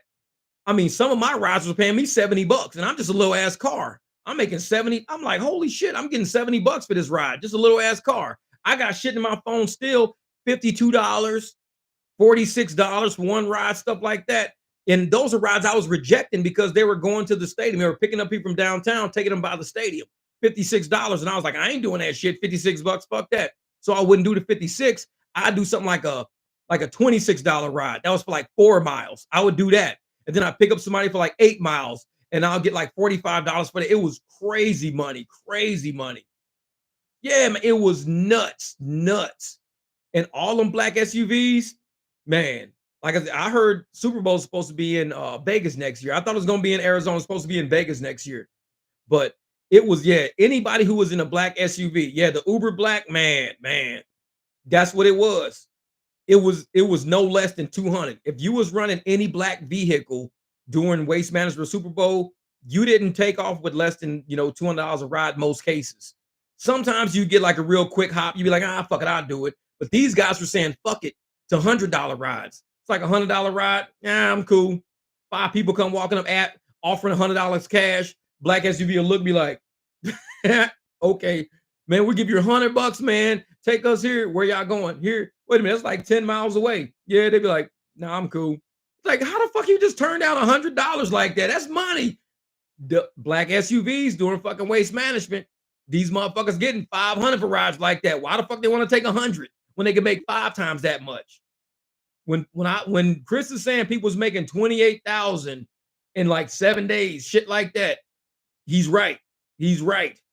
Because I saw motherfuckers just, I mean, I was showing up at the Drake after party, the Nelly after, all these, the Shaq after party, nothing but black SUVs. The NFL owners after party, they had Common and everybody else was there. All these people was there. Man, nothing but black SUVs. And they wasn't ordering nothing but black SUVs. It was groups of just NFL players. It was at the Tahoe Biltmore. It was so many cars. And I was the only little orange fucking car. And I was picking up like 2 people at a time. I pick up like 2 girls from the Maxim party. and I pick up two like NFL execs at the Tahoe Biltmore. I picked up what Matt Leinart and his buddy and took them to the golf course. I was always picking up two, and it was paying very well. When I got to the golf course, I picked up a family of four, and I brought them all the way back to Tempe, and they tipped me pretty well. That was like a $65 ride. I ain't never got $65 to go from like the 101 all the way down. I'm like, this shit is crazy. It was nuts. But we needed that, man. Because it was a dry ass motherfucking winter. We needed that. So if March Madness comes back and it's here and it's supposed to be here, in March or whatever, dude, trust me, I'm gonna sleep hard. I'm sleeping hard the week before that because I'm trying to push. Because like I said last year, I didn't really gauge it right. I did my best because I'd never been around Super Bowl and Waste Management at the same time. None of us have been around that shit. We didn't know what to expect. I was just casing out the town to make sure I knew all the traffic and the cones and shit was. But for the actual events that were going on, oh man, it was crazy, crazy.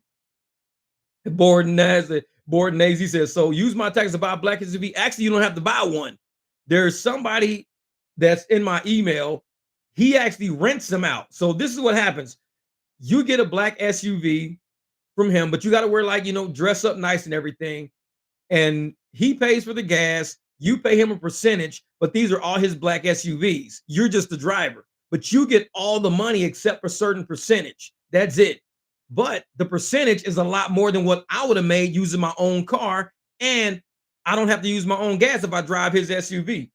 It's in my email. I got to go back through my email and find it because, man, you just brought me up with something. I might have to call him to say, dude, is there any way I can yeah, exactly. Because I think he's got a few SUVs, I think. And just let him know, man, is it okay if I just drive for you for the week of Final Four? Because I would really like to do that. I can make more renting or driving for him, that black SUV, than I can driving my own car for that week.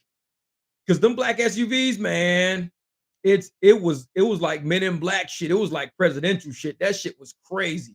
And I was like nuts. Every time I see a group of black SUVs, I'd follow them because they were going places. They were getting phone calls or they were getting calls like, hey, we need 4 SUVs. We got X amount of people in this party. So they go to a party. You see all these people just fucking walking out, people climbing in cars. And I'll be like, shit. All of a sudden I start getting Uber pings and Lyft pings right where I'm fucking sitting. I'm like, shit, Lux. I'm like, fuck that. Lux for how much? $35 for like 5 miles? Take it. That shit was crazy, man. That shit was crazy. But I was like, you know what? I think it'll come back this year. Final Four and everything's going to come back. It's going to be pretty cool, man. It's going to be pretty cool. So hopefully a lot of drivers get it together. We make a lot of money. I hope we make a lot of money this year and we stock some of it, man. Stock some of it. What up, Noble? What up, Noble, man? He says, MB, don't hit the red button. LOL. Exactly. But yeah, man, shoot. Detroit is a hard place to drive. Potholes and crazy shithead drivers with no insurance. High risk reward. Exactly. Fucking potholes. Anytime you got weather changes like that, you're going to have pothole problems. You're going to have fucking pothole problems. That's fucking Missouri all fucking day. Yeah, but shit. Well, it's 3 hours. Oh, it's 8 o'clock. All right, y'all. I'm going to have to end this live because I'm about to go in here and shower. I'm driving tonight. I'm going to drive at about 10. So I'm going to go in here, rest up a little bit, eat something a little bit. But I appreciate you guys. Yeah, man. Appreciate you guys coming into the chat. What's up, Dad Dash? And we had fun. It was some shit we had to cover. And I think we covered it. And I can't wait to see, Pedro's live coming up, Torp and all these guys coming up. And it's something in the rideshare community that we shouldn't be afraid to sit down and have a chat with. Because we can't be at each other's throats all the fucking time with the whole community watching us at each other's fucking throats and stuff like that. If we got issues, we're going to sit down and we're going to talk about this shit like a family, and we're going to come to the bottom of shit. And no matter what we're doing, we've got to all look out for drivers. If you're a content creator, you've got to look out for drivers. That's the core of everything we fucking doing with this shit.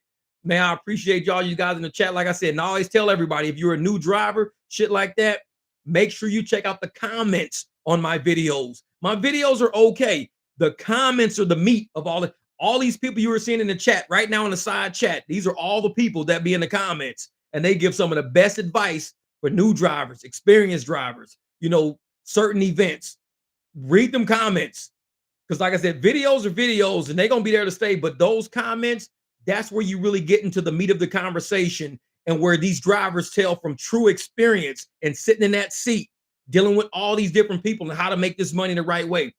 These are your professors all up and down the side of this fucking panel. These are your teachers for the class right here. And they giving you textbook on how to do fucking ride sharing delivery. And like I said, it's all for free. It's all for you to sit down and like it. Like I said, you sit down, you like it, you read it. You can chat back and forth with any of these drivers up under their comments. Like I said, Jenny Gang, she's always in the comments all the time. So you can definitely talk to her. She's always, and Jenny Gang, she's the queen of making U-turns. We give her shit all the time. Jenny U-turn. No, but all right, y'all. All right, Unstoppable Jose. We're gonna see you, my man. We're gonna see you. All right, Gigwise. I'm gonna see you, Tim. Bighorn Kevin. Thank you, brother, for the super chats. I appreciate you guys. Once again, man. We're gonna do this live again. I'm gonna try to do one a week, so we'll see what happens next week. Let me see if I can, school's back in. Let's generate some money and get this shit going. All right, y'all. Much love. I'll talk to y'all later. Peace.